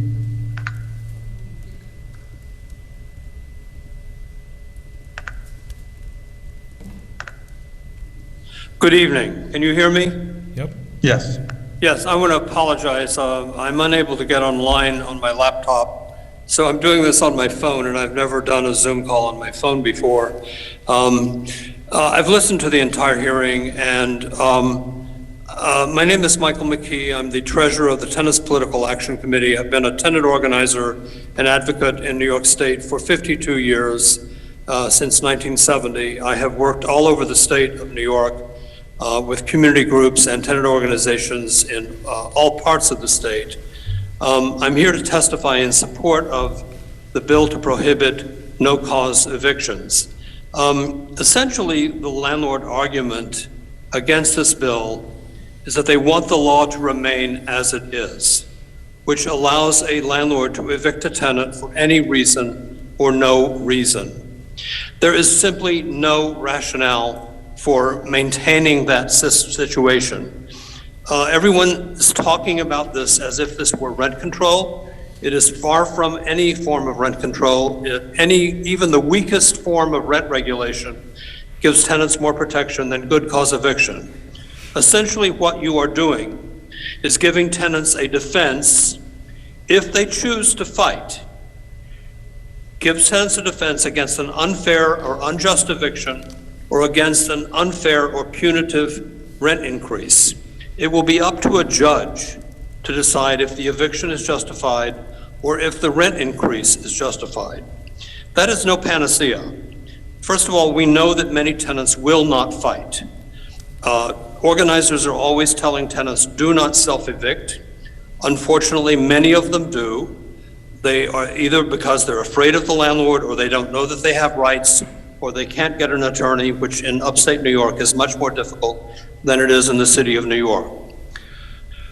And again, it will be up to a judge to decide whether the eviction is justified or whether the rent increase is justified. And that's only if the tenant chooses to fight. So this is a very moderate, reasonable, and in a way, weak form of rent protection that you are giving to tenants, and yet it is absolutely essential because it gives tenants who are living with bad conditions an ability to fight back and file complaints with your code enforcement or take action against the landlord without the fear that immediately you're going to be evicted through retaliation. I would urge you not to incorporate any of the destructive amendments I heard described earlier this evening. These are loopholes that would just make the law ineffective. And I would urge you not to delay on passing this because every month that goes by, more tenants are vulnerable. The moratorium on evictions expired January 15th. And evictions are starting. They're starting in all sorts of locations throughout the state. I am advising a group of tenants in Ithaca who are trying to persuade the Common Council to enact a local good cause bill. One of the tenant advocates is a woman with a disability, very, very articulate, whose landlord is trying to get rid of her because she has a service dog, which she has an absolute right to have under federal and state law. But instead of taking her to court on a holdover and terminating her tenancy for no cause, he has raised her rent twice in the last 6 months. She's on disability, she can't afford these rent increases, and yet she has no choice but to pay it or leave, and if she leaves, there's no place for her to go. She told me the Ithaca rental market has very few apartments that are, number one, accessible to people with disabilities, and number two, affordable. And if you look at the national numbers, fewer than 5% of apartments nationally are accessible to people with disabilities. So that's just an example. Frankly, I think part of the reason the landlord's after her is because she's a strong advocate for tenant protections, but we can't prove that. So this is a reasonable, moderate form of protection, and it's very much overdue, and I'm urging you to pass this bill and do it tonight. Don't delay. Thank you very much. Thank you. Mayor, we have one more Zoom speaker at this time, and that is Mary Hyatt. Okay. Hi, Mary Hyatt, Ward 4. I'm speaking in support of the good cause eviction law. I just want to address a couple of things that have been said earlier. You know, all the speakers who say they're good landlords, they're just completely dismissing all this testimony from tenants and former renters. They were telling all of us that they've had bad landlords and no protection from those landlords or ability to enforce their rights, such as basic rights like the right to repairs in the rental unit. Landlords have all the leverage in the landlord-tenant relationship right now. I don't care what they say. There's no sitting down to work things out. There's a bad landlord ignoring a tenant with needs or telling the tenant to pay an unconscionable rent increase or get out. And inspections by the building department every 2 years will not protect anyone with an immediate need for repair, like broken appliances, water damage, bug problems. Like, that just isn't a workable solution by such a long shot. Our current system does not protect renters, and you have heard this over and over again from this community. I also want to just speak up in support of the folks who have talked about the Albany lawsuit and the threats of litigation. Lawsuit threats as a basis to not pass law seem particularly bad faith, given that with the Albany case already ongoing, if Beacon is sued, the city should just seek a stay pending resolution of that Albany case, including any appeals. The outcome of Albany will drive changes to Beacon's law as appropriate if passed. It seems like a very simple solution. It doesn't seem like it would be that costly. And finally, please don't include any of those proposed amendments. You've heard from a lot of landlords testifying that they are small landlords. And you can see in the city, there's not that many apartment buildings. If you include that exemption for, I think it was fewer than 4 dwellings, it will just gut the law and the protection for those people. There's really no basis to treat those tenants differently. They still deserve the exact same protections as everyone else. Please vote on this law tonight. Thank you. Thank you. Mayor, there are no further Zoom speakers at this time. Okay. Point of information. Yep. If we close the public hearing, can we still make a non-substantive changes and vote on them tonight? Yes, we would have to look at each change on a case-by-case basis, but if they're non-substantive, the law can still be adopted tonight. Thank you. And just want to confirm that the change that Molly proposed is a non-substantive change? That change, taking out the 12 or fewer language, would be non-substantive. It broadens the law but does not change the purpose. Okay. I'd like to make a motion to close the public hearing. I second that motion. All right, so there's a motion and a second to close the public hearing. Any discussion? Mayor, if I may, I'm sorry, this is not part of the discussion. Hey, Drew, can you use your mic? I'm so sorry. I just want to clarify just a couple brief points so there's no confusion on the record. And this is just informational only, but the Albany case is filed in Albany County. It's separate from any case that would be filed here, which would be in Dutchess County. So what's going on in Albany would not stop anything from happening in Dutchess County Supreme Court, and it would not be an automatic stay. The courts also did not render a decision denying a stay on the Albany law. In order to stay the law, they would have had to file for an injunction, which they did not. That was just the landlord strategy in the Albany County Court, which is why the law was not stayed. So just informational only.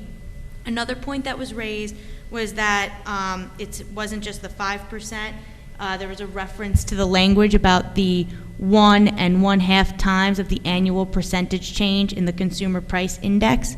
The Beacon, that language is found in the state's proposed legislation. That language is not in Beacon's legislation. We have the unconscionable rate of 5%. So I just wanted to clear that up.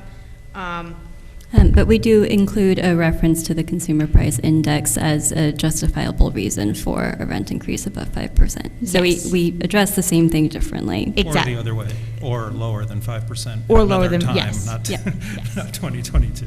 And then my last point, I just wanted to clarify, there was a reference to the sunset provision. While that was in an earlier draft of the law, we do not have a sunset provision in this draft. There is a section that talks about city council review, I believe in 2023, I think in June of 2023. June, so yeah. I just wanted to clarify those points that were raised so there's no confusion on the record. All right, and then could you also tell us the changes that we discussed in workshop last time that you did not put into this draft that you think would be substantive? Didn't we already cover that at the top? Yeah, we did. I'd just like to hear what they are. I mean, there's a vote to close the hearing, right? So we should hear the information. Sure. Well, let me just get to my notes. One of the substantive changes that was discussed was amending the applicability. We were entertaining such language as a landlord of a non-owner occupied premises with less than 4 dwelling units, not otherwise exempt from this article, may seek an exemption from this article, potentially from the city council or whatever the concern was. Right now, the only exempt properties are owner occupied, so we were trying to think of language as to how to expand that to non-owner occupied small landlords. That was one option that we were considering. Another option was, is there any language we can consider that might allow a small non-owner occupied premises to raise rent over the 5%? Another substantive change that we were considering was about the signing of a contract of sale for a single-family home, and whether that would be a valid reason for, or whether that would be good cause to exempt a tenant in a single-family home if there's a contract of sale for a new owner.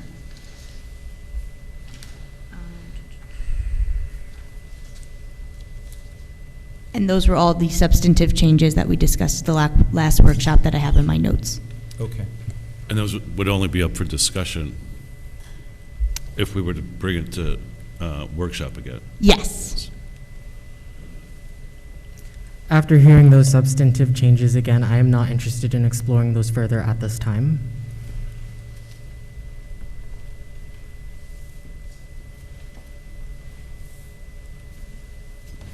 Okay, other comments? Well, when do we decide if we're going to go to workshop or not?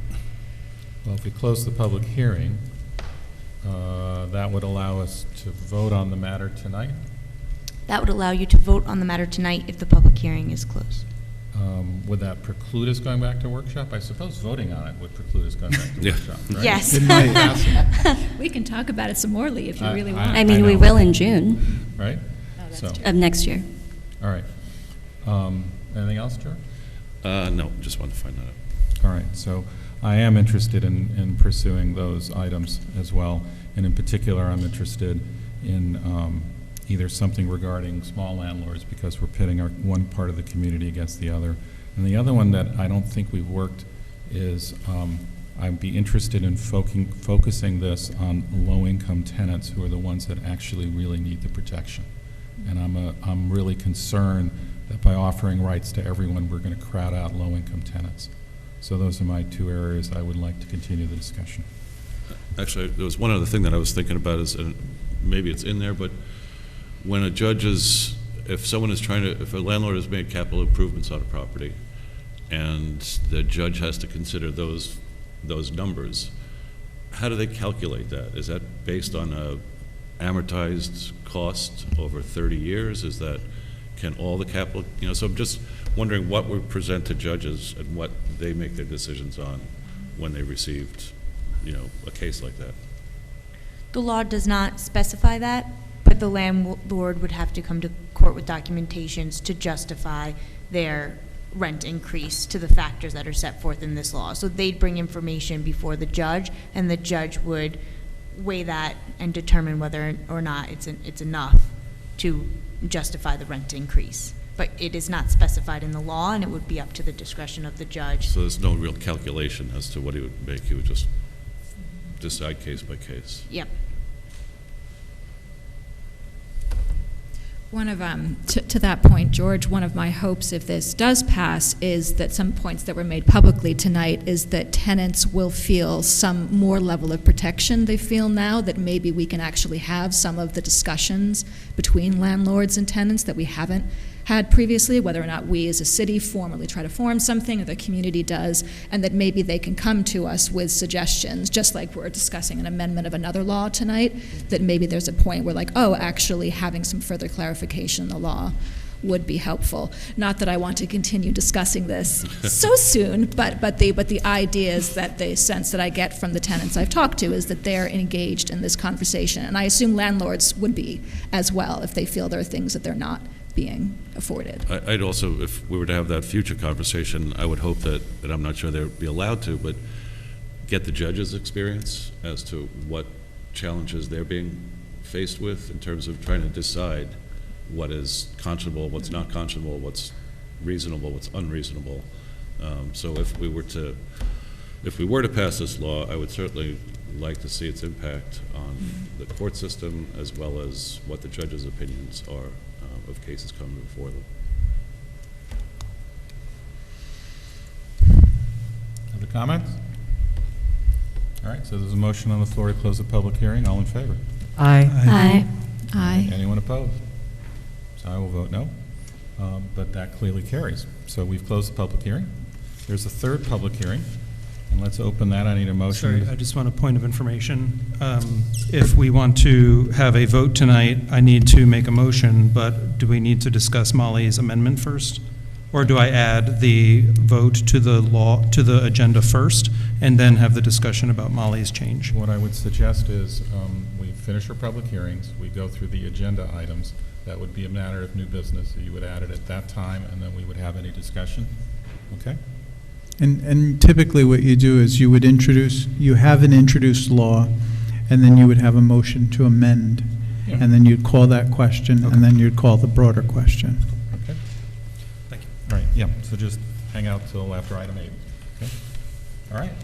Let's open the third public hearing. I need a motion and a second to open the public hearing regarding stop signs at certain intersections in Beacon. Motion. Second. All right. I think I heard Wren and Molly. All in favor? Aye. Aye. All right. Can we also get a very brief description of this one? Sure. So I would tell residents to look at the wonderful drawings that have been provided in previous agendas, but this law would put up stop signs on DePoyster. DePoyster. You brush up on your Dutch. And it's not a paper street, Drew, so you... on both sides at the intersection of Davison Street. And then another stop sign on Lincoln Avenue, direction of travel heading northwest at the intersection of Cannon Street. Okay. Anyone want to talk on this one? I've got, first one is Dennis Pavlock, if he's still around. I don't see him. Next one is Susan Wivada.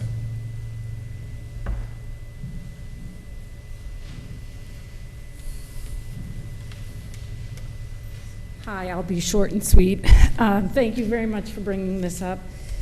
We on DePoyster have a straightaway that people are going up to 50 miles an hour in the middle of town, and it's terrible. We're near a park, there are children, there are dogs, there are people.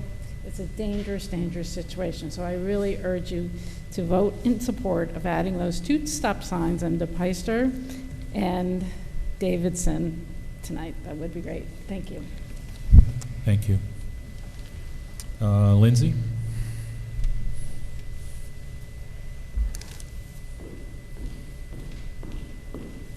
Hi, I'm Lindsay Jafrida. I live at 128 DePoyster Avenue. I'm also in support of the stop signs at DePoyster, going both ways. At Davidson, I have a 5-year-old and a 3-year-old, and it's a very narrow roadway, and there's a lot of people walking to Hidden Brook Park, and it's just really dangerous, and it would help make it safer for us. We walk to JBF, and it's a little scary just to slow down traffic. The stop signs that have been installed on the other side of DePoyster have really helped a lot over there, but there's a long stretch without any stop signs, and people kind of just speed up. Okay. Thank you. Thank you. And thanks to the Traffic Safety Committee as well. They kind of unanimously supported this, and I think they're doing a lot to make our streets safer, so I just want to shout out to them. Thank you. Teresa Kraft? As a resident, I hope you approve this amendment to the local law. Better to be on the side of safety, and these locations are in need of these signs. I'd really like to see a lot more enforcement on the speeding on almost every street in Beacon. It sounds like we live in a drag strip, especially on Liberty Street. Thank you. Thank you. Anyone else in the audience want to talk on this particular item? Sure. Come on up. Tell us your name and where you live. Thank you. My name is Ann Branke. I live in Ward 3 on DePoyster Avenue as well, and I'm here to show my support also for this stop sign. It's a truck corridor, not only a traffic corridor, and there are no sidewalks there. So we really need to slow the traffic down. There are tons of kids, tons of people walking their dogs. It's not safe, and I hope this is the first step to take more precautions for pedestrian safety. This is a big attraction to our town. A lot of people live here because we have a walkable Main Street, but we need to be able to get there safely by foot. So thank you so much. Thank you. Anyone else? And anyone in the virtual world? Yes, Mayor, we have 2 Zoom speakers. The first is Michael McKee. No, I'm sorry. I was only speaking on the good cause eviction bill. Okay. I'm sorry. I think I forgot to lower my hand. Excuse me. Nice to hear you, guys. Ben? Our next Zoom speaker is Sheila Webb Halpern.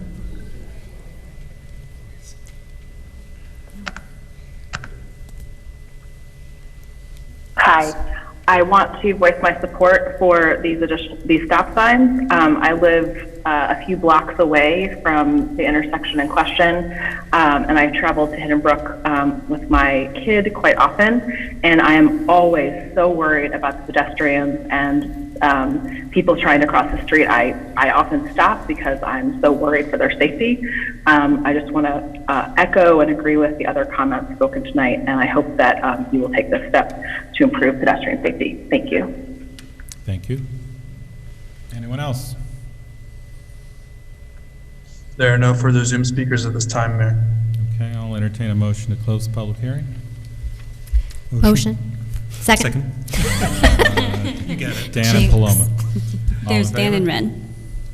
All in favor? Oh, Aye. Aye. It was Wren and Paloma? It was Dan and Wren. Okay. All right. Dan and Wren. Dan and Wren. All right, thank you. Okay. We have reports. How short can we do them? I'll start down there. Just thank you, everyone, for coming out and talking about good cause eviction, and I'll pass it on to Justice. I'll try to keep it as brief as possible. I'll try to talk quickly. First of all, I want to thank everybody that's reached out to me via email, phone call, or even just on the street. This new council has been here for 2 months. I've been here for 2 months, and it's been a really incredible experience. I've spent a lot of time doing virtual meetings and one-on-ones with folks here in Beacon over the past few weeks, and it's been a real pleasure. I didn't expect to receive the volume of emails that I have, and if you've sent an email and I haven't gotten back to you yet, I promise I will, and I appreciate your patience, the patience that you all extend to me. Last Monday, a lot of the council had the opportunity to tour the fire department, and I really wanted to thank our firefighters for everything that they do to respond to local crises and strengthen the safety of our community. If anyone is looking for a consistent volunteer opportunity, I will plug the fire department. They could always use more volunteer firefighters, and I really do want to give some offer praise to Chief Voorhees for his leadership. Over the past couple of weeks, I've had the privilege of partnering with Mutual Aid Beacon to help distribute COVID-19 rapid test kits. And for a while, I was offering scheduled contactless pickup. And if you've seen that link floating around to do that, please disregard that because that is no longer active. The remainder of the test kits that haven't been distributed are now available at the Howland Public Library. So if you need a COVID-19 rapid test kit and you don't have access to them, sorry, I will speak more into the mic. You can access them at the Howland Public Library.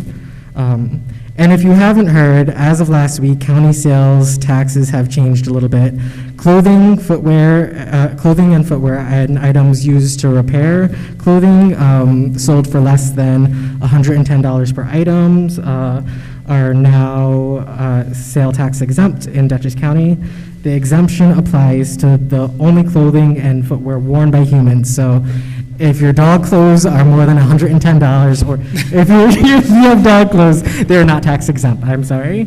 And clothing and footwear more than $110, rented formal wear, items made from pearls or precious metals or athletic equipment or protective equipment are not included in this, but otherwise, your clothing items, individual items or pairs of items, so not individual shoes, that are less than $110 are tax exempt in Dutchess County. And lastly, I want to just give a special thanks to the PTSO, the staff, and the community at JV Forrestal Elementary.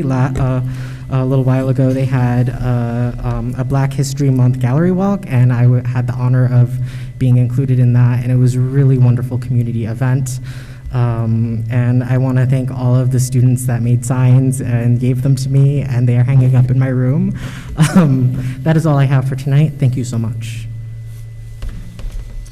Good evening. I'll be quick as well, and I think what I have to say might seem insignificant, but I lived on the creek for about 15 years here in Beacon, and during the time I was there, it got declared a flood zone, and they changed the zoning map and so on. But a number of trees have been dying along the creek, due in part and mostly responsible by the beavers. And as cute as they are kind of decimating the shorelines of our creek. And I was wondering if we can look into any kind of, because I know it's a federal waterway, but it's compromising our creek bed and also the natural beauty along the way. And I see many, many trees along the creek all the way from Madam Brett all the way to the waterfall. In fact, there's a tree on the waterfall right now, which I would bet was due in part to a beaver. So if we could just look into that, I think it might be responsible. Thank you. That's your job, Chris. Thanks for clarifying. Yeah. I'll get on that beaver right Thank away. You. Okay. Thank you, everybody, for coming and for speaking, both at this public hearing and the last, and all the public hearings to come, I'm sure. My reports or announcements, I wanted to acknowledge the public comment guidelines. I do believe that the last draft that we didn't quite verbally workshop last Monday does accomplish welcoming the good and the bad in terms of feedback. And I believe that once we actually get to that discussion, it will become clear to the public that we do in fact welcome all sorts of feedback. In that spirit, and also taking a page from Dan, I'm going to be holding open office hours this coming Sunday from 4 to 6 outside at Happy Valley. I'm hoping that will be a somewhat family-friendly location, since you can send your little ones inside if you want to. And I also want to note that we are still sorting out the details for our first public forum that we outlined in our yearly agenda, but we'll hope to announce the details for that soon, and I hope that all of you all will continue to come out and, as one of the speakers said earlier, help us find some good solutions to some big problems collectively. Thank you. I just want to thank Teresa and Sheila and Susan for coming out and talking about the stop signs in Ward 3 and for following that with the Traffic and Safety Committee. I love to see us work together on something concrete like that that makes such a big difference in our city. Speaking of dogs, Justice and I agreed that I would mention that there's a need to clean up after your doggies. So I'm a new pet owner, so I'm noticing that in particular. So thank you for chipping in on that, everybody. And I think that's it for me. Thanks. All right. Study. Oh, right. Also, thank you. Yep. Thank you to the mayor and the city council for reviewing, and especially the mayor for going page by page through the county's housing needs assessment with me. I've been sitting on the steering committee for that for a few months, and I think that the consultants there have come out with a really good product for the county to, it's not in its final draft yet. They're still taking a couple of comments, but for the most part, it will be interesting to look at that with all of you sometime down the road. And what it's focused on really is exactly what we've been talking about a lot tonight, which are real solutions to affordable housing for the county. Thank you. Thanks for being a part of that. So I'd want to thank everybody for coming out to these public hearings. It's been a while since we had this kind of energy in our civic forum in Beacon, and it's been great to just hear from so many people. And I appreciate everything that everybody said. If you have more to say, specifically to me, I will be holding office hours at Trax this Saturday from 12 to 2 o'clock. Learning now that my office hours conflicts with the Parade of Green. So please defer to going to the parade instead of coming to office hours with me, and email me and we'll make another time and we'll get a cup of coffee together. So one other thing, so on Sunday morning, the one morning where I normally get to sleep in, what I did was I spent a couple hours with the chief of fire department, Gary, and we went through two of the two active firehouses and had a lot of discussion around the direction that the fire department is going, as well as the firehouse consolidation. And you know, I just can't be happier about the way that things are going with our fire department, and I just want to take a second to commend the chief, to commend the mayor, the city administrator, and everybody who's been working to realize this vision of fire safety in Beacon that's so important. And lastly, today we all got a taste of spring before the rain came, and that reminded me to remind you all about the importance of protecting our ecology in Beacon. One of the reasons why I first got involved in politics in Beacon was because of the impact that new construction was having on our environment. But what I wanted to talk about tonight was insect populations are collapsing around the world, and now there's evidence that bird populations are collapsing around the world, which means we could be seeing the first hint of ecological collapse, probably caused by humans. And there's things that we can do to hedge against that, and you heard me talk about it last year, and I'm going to repeat it again, and you're going to hear a lot about it from me this year. Please plant a pollinator garden. You're going to see some new gardens growing in Beacon, some big gardens in prominent places filled with wildflowers. They'll be buzzing with bees, and you can bet that there will be birds nearby getting themselves some bees. So please consider planting a pollinator garden this year. If you have questions about other ways that you can protect our ecology, particularly in your own yard, please reach out to me, and I'd love to have the conversation.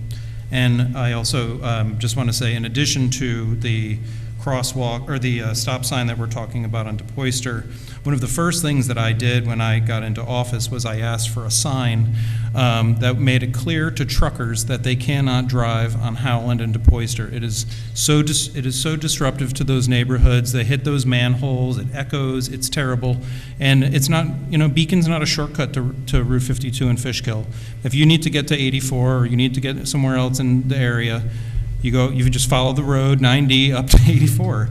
And maybe we can get some police down there to keep an eye on it and make sure that there's no trucks using those roads, but Beacon's not a shortcut for trucks. Thank you. Let me be quick. Again, thanks everyone for coming to speak, not only on tenants' rights, but also on DePoyster. Nice to see the group organized and get it done. Two, the county has announced a rental support program, and so while we've been working on this, that's what they're doing. It is significant. I think we need to put up some press on it, but it is not the federal program, not the one that ended with the state. This is a separate program, and it is rental support for means-tested low-income renters. I'd be happy to consider getting a lot of that in Beacon, and I've asked how to do that. Next, not only the fire department has good tours, but they also put out fires. There was one on Sycamore Drive that they put out. Maybe you were going to say that, Chris. But they responded very quickly and did a great job on that. Fourth, I'm just not in person at the next meeting. I will be traveling for work, but I will dial in. Just letting you know, George, you're on the hook. And then finally, I am worried about people extinction. The best I could come up with for yellow and blue was this, but I hope that we support the people of Ukraine. And that's it. So, Chris. I just wanted to announce that we have hired a new Director of Human Resources, and thank you, Molly, for serving on our committee. We will be bringing Sarah Morris to meet you next week, and Sarah is currently a shared Human Resource Director between the towns of Wappingers and East Fishkill. So this will be our first full-time HR Director as well, which I'm excited about. We have 3 projects that are launching that I just want to make you aware of. In April, we'll be paving all of Main Street and doing all of the restriping and the crosswalks. We are starting work on the primary settling tanks down at the wastewater treatment plant. That contract was signed a couple weeks ago, and they'll be starting shortly. And then we're putting out to bid the Mount Beacon and Pocket Dam. So we got quite a bit of work. We've got a number of other projects I'm trying to get to bid by the summer, so stay tuned. But those are 3 that are starting up relatively soon. That's all I got, other than bees, dogs, insects, birds, beavers. Ukrainians. I have a list. They're clearly endangered right now. All right, let's do resolutions. Resolution appointing Peter Hockler to the position of wastewater plant maintenance mechanic. Can I get a motion and a second? Motion. Second. That was Molly and George. Chris, anything you want to add? Peter Hockler is currently serving as a wastewater plant maintenance mechanic helper. This is a promotion to mechanic, and it will allow him to move to our later shift, our second shift, and run the belt press. So we're excited to do this change. It helps a lot with our scheduling, and Peter's been a great employee since 2018. Any other discussion? All in favor? Aye. Anyone opposed? Okay, number 2 is the appointment of Endred Hart to wastewater treatment plant operator, type A plant. Motion. Okay, that was Second. Wren and Paloma this time. I got that right. Any discussion? Any comments, Chris? Just that this is filling a position that was vacated earlier this year by somebody who retired, and Andre has the necessary 2A wastewater certification. Will be a great addition to our team at the wastewater treatment plant. All in favor? Aye. Anyone opposed? All right. Next one is appointing Amanda Caputo to the position of municipal secretary. I need a motion and a second. Motion. Second. Dan and Molly. Chris? Amanda Caputo currently serves as our deputy clerk. We're trying to fill a position in planning and zoning that will open up when Ethic Rogan retires in March. So we're shifting people around, and Amanda's been with us also since 2018. That's really loud. Is that the rain? Yeah. Severe thunderstorm in Beacon, according to the U.S. National Weather Service. All right. Wow. So we need to vote on Amanda. Any discussion or comments? I'll be sad to see Amanda go downstairs. All in favor? Aye. Anyone opposed? Okay. Next one's appointing Chris Aguido to motor equipment operator. Can I get a motion in a second? Motion. Second. That was Wren and Molly. Here we're filling a retirement of Mike Kilmer, and we interviewed a number of people, and Christopher Aguido was the top candidate. And our highway superintendent is here, I think, still. And they interviewed him and thought he would be a good addition to highway. Okay. Any other discussion? All in favor? Aye. Anyone opposed? And just while our superintendent's here, I want to thank our crews for doing a spectacular job this year in clearing snow and ice. And hopefully we have no more snow and ice. I'm holding you to that, Chris. Otherwise, I'm sending the beavers after you. Hungry beavers. The next one is... Mayor, Ben can't hear you, so... They can't? He couldn't. Use your mic more. Yeah. Sorry. Is this better? Yes. All right. Next one is a resolution approving the fire department volunteer members who qualify for the retirement program. Can I get a motion and a second? Motion. Dan and Justice? Second. I think it was Dan and Justice. Oh, Dan. George is third. Chris, you want to tell us about the retirement, the service award program? Sure. The city council years ago started in this program to offer a voluntary retirement benefit for our volunteer firefighters. As part of that, each year we have to certify how many hours and credits that the respective members get. And kind of as a pro forma approval, you have to adopt that, and then we send it in to the program that administers LoSAP, which is a length of service award program. And we do have a backup generator, so we'll be okay here. Oh, we lost Phoebe. We might have. Oh, it's on behind us. Uh-oh. Zoom is still live. Yeah, we're good. That TV's on. All right. Keep going. All right. So we need a vote on LoSAP. Any other discussion? Before the roof collapses. Again, this is a benefit to volunteers. It is like a retirement program, and you have to track your hours, and then you have to adopt you have to approve the hours. All right? All in favor? Aye. Anyone opposed? All right. Next one is a fee schedule concerning wireless telecom services. I need a motion and a second. Motion. Second. Is that Paloma and Wren? Mm-hmm. Okay. Drew, you want to tell us a little bit about that? Not too much. Okay. So this is an amendment to the city's fee schedule. These changes reflect exactly what the FCC has declared presumably reasonable and the courts have upheld. So we're just amending the fee schedule to be consistent with the FCC's fees that they have recommended. Okay. Any discussion? Oh, this is easy. All in favor? Aye. Anyone opposed? Next one is I need a motion and a second regarding a law on residency for career firefighters and the fire chief. Motion. Second. So Paloma and Justice. Drew, anything you want to add that you didn't say when you described the law in the public hearing? Nope, I think this one's pretty straightforward. Okay. Everyone ready to vote on this? Yeah. All in favor? Aye. Anyone opposed? Okay. Next one is the other public hearing, so I need a motion and a second regarding adding stop signs at certain intersections. Motion. Second. And that was Molly and Wren. Yes. Any discussion? Okay, this is for DePeyster and Lincoln, right? DePeyster and Davidson, Lincoln and Cannon. All right, all in favor? Aye. Anyone opposed? Okay. I'm looking for something. Okay, I'd like to make a motion to add an item 9 to tonight's agenda that reads, Resolution number 51, adopting a local law to amend Chapter 173 of the Code of the City of Beacon concerning rental properties to prohibit eviction without good cause. Do I have a second? Second. So this is a motion to add an item to the agenda. All in favor? Aye. Are anyone opposed? Okay, so the motion's on the table. I'm looking for a motion and a second to adopt that law.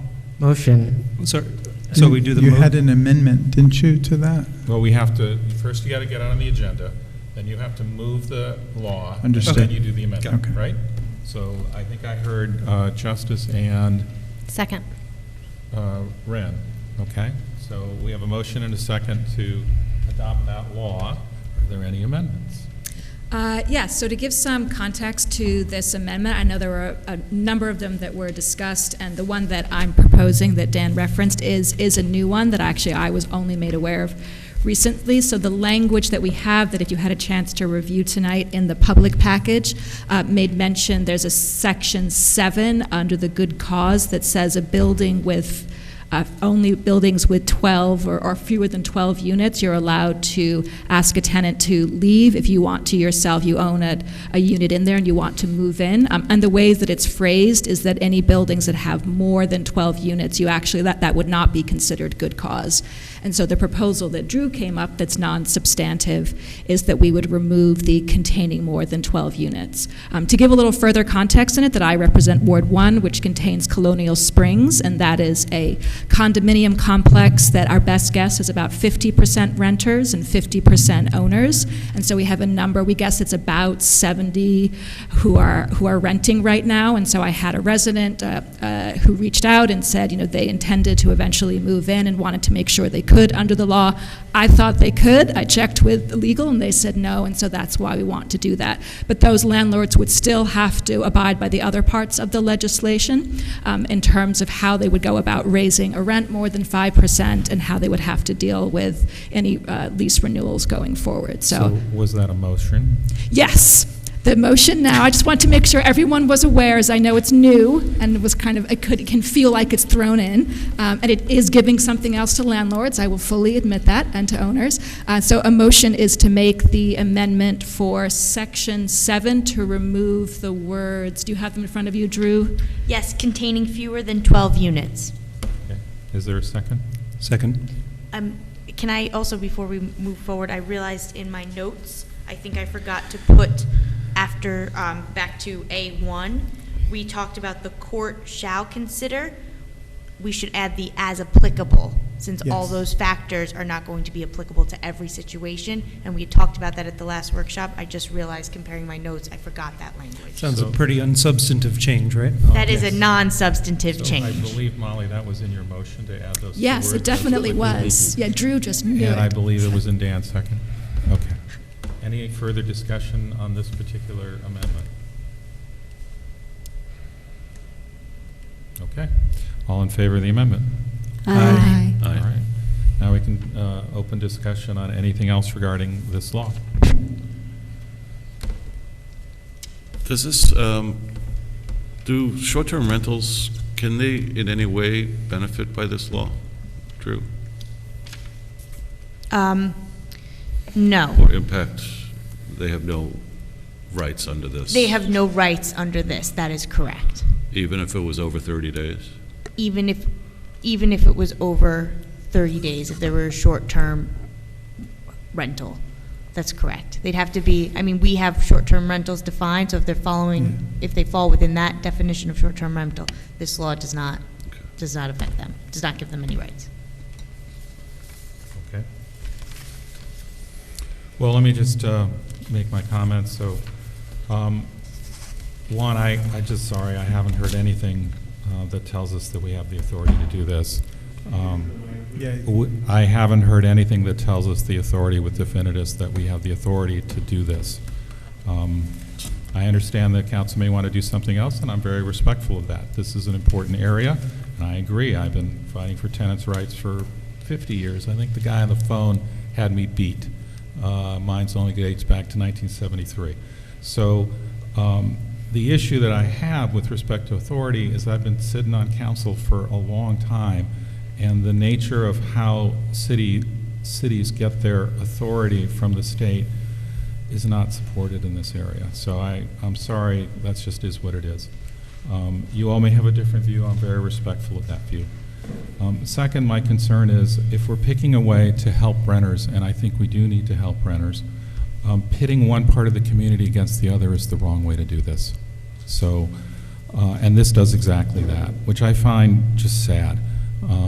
I know we want to help renters. Again, the county's announced a rental support program for people in low income. That, I think, is the correct approach. It's something that we all as a community pay taxes to support, and I'm supportive of that. Pitting one part of the community against the other is just the wrong way to go, and I'm just saddened as we've listened to us dividing ourselves. The one comment I heard from Scott Lerman about this area resonates with me very well. And then finally, as I mentioned before, the ones that I am focused on helping are low-income renters. There are plenty of renters that have come to Beacon who are fully capable of paying the full rents that are out there now. That's why those rents are out there. If we afford them the same rights, they will push low-income renters out, and that's the group that I really, really wish to help. I don't think this law is structured correctly to do so, so those are my concerns. To that point, I'll just share my thoughts on this as well. I mean, this law is designed to keep people in their homes, so I don't see how it would necessarily push low-income renters out. But beyond that, just to talk about eviction, I mean, evicted individuals are 11% to 15% more likely to experience a loss of employment, medical insurance, as compared to individuals who aren't evicted. Children victimized by eviction are typically forced to transfer schools, which is a traumatic and destructive to their stability, educations, peers, relationships, and has long-lasting negative impacts on them. All adult populations, once evicted, experience higher all-cause mortality, increased instances of emergency room visits, higher rates of addiction and relapse, depression, and suicide. And cost-burden households spend more than 30% of their income on rent, and severely cost-burden households spend more than 50% on their rent. And we do have that in our community, and what this law does is protect them. Passing good cause eviction is crucial to bringing racial justice to housing. More than 2/3 of Black families in New York State rent. Among renters, Black households are the most vulnerable to eviction, the most likely to experience discrimination from landlords, and the ones who are the most likely to be displaced when neighborhoods change. High rents and gentrification have been have a devastating impact on Black communities in New York State, and we've seen that here in Beacon. You know, you don't even have to look back 10 years to see the Black population of Beacon decrease, and this hits me home in so many ways. You know, before I came onto council, I was social. I came onto council as a community organizer. And I was organizing protests, and I was talking to people on the ground in the community. And during the pandemic, I had the opportunity to build so many relationships with so many people that I didn't know, so many Black families that had been here for years, that had been here their whole lives, and so many connections that I have made, I've lost, and not entirely, but I've lost being able to walk over to their house and have a meal with them because they were forced out because of rent increases, because they couldn't afford to be here anymore, because they didn't have any protections against them. And it's a painful reality, but that is our reality right now, and Good Cause seeks to change that. It's an important step in promoting community stability and combating displacement.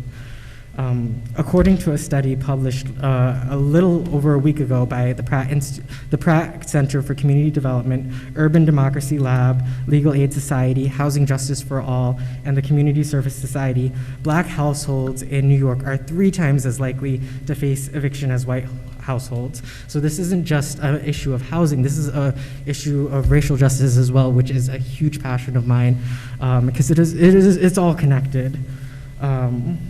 You know, many council members and community members have said that housing is a human right, and that's not just a principle to live by. That is one of the universal declarations of human rights. Article 25 is that everyone has the right to a standard of living adequate for health and well-being of himself or his family, including food, clothing, and housing. So housing is very much a human right, an international human right, and I will do what I can to fight to make sure that the people in this community don't get displaced. So I am in full support of good cause eviction, and thank you.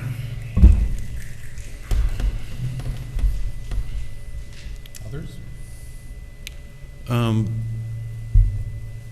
This is obviously a complicated and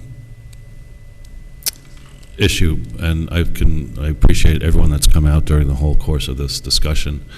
And I'd like to first say that Keenan Bean, our lawyers, have represented this community and the interests of this community and looked out for them for as long as I've been on council, or maybe I've been here longer than Keenan Bean has, but so I truly respect your advice and consider that greatly in my decision.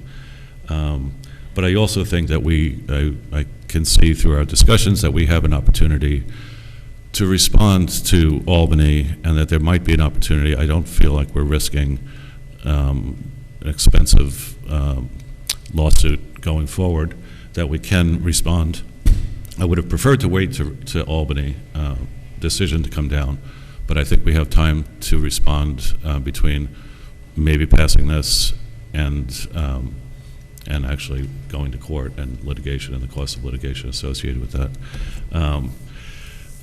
You know, everything, I think one of my goals when we try to pass a law such as this is to help as many people and to hurt as few people in our decision, and that in the end, no one is fully happy and no one got fully what they wanted out of these discussions. But I think, but I think that there's an urgency right now, certainly listening to some, and I think part of the urgency is created not only by the greed, but by the fear of this law being passed. And I think that's what's happening to some people, and landlords are raising rents, and objectionably and unconscionably right now. And they've been known to do that in the past as well.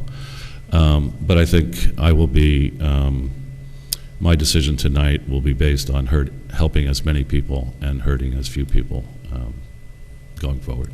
So thank you all for being part of this conversation.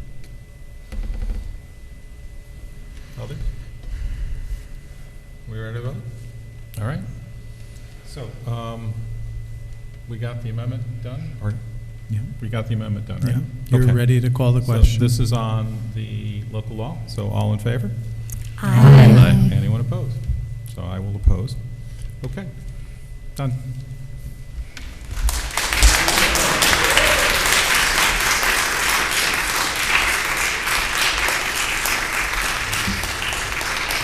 Okay, folks. The ever-important approval of minutes. I'm looking for a motion and a second to approve the minutes of February 22nd. Motion. Second. Molly and Wren. Any changes, additions, subtractions, corrections? I didn't see any.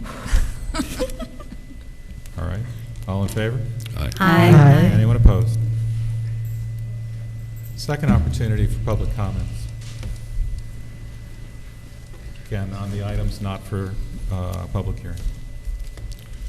Hearing none, I'm looking for a motion to adjourn. Motion. Second.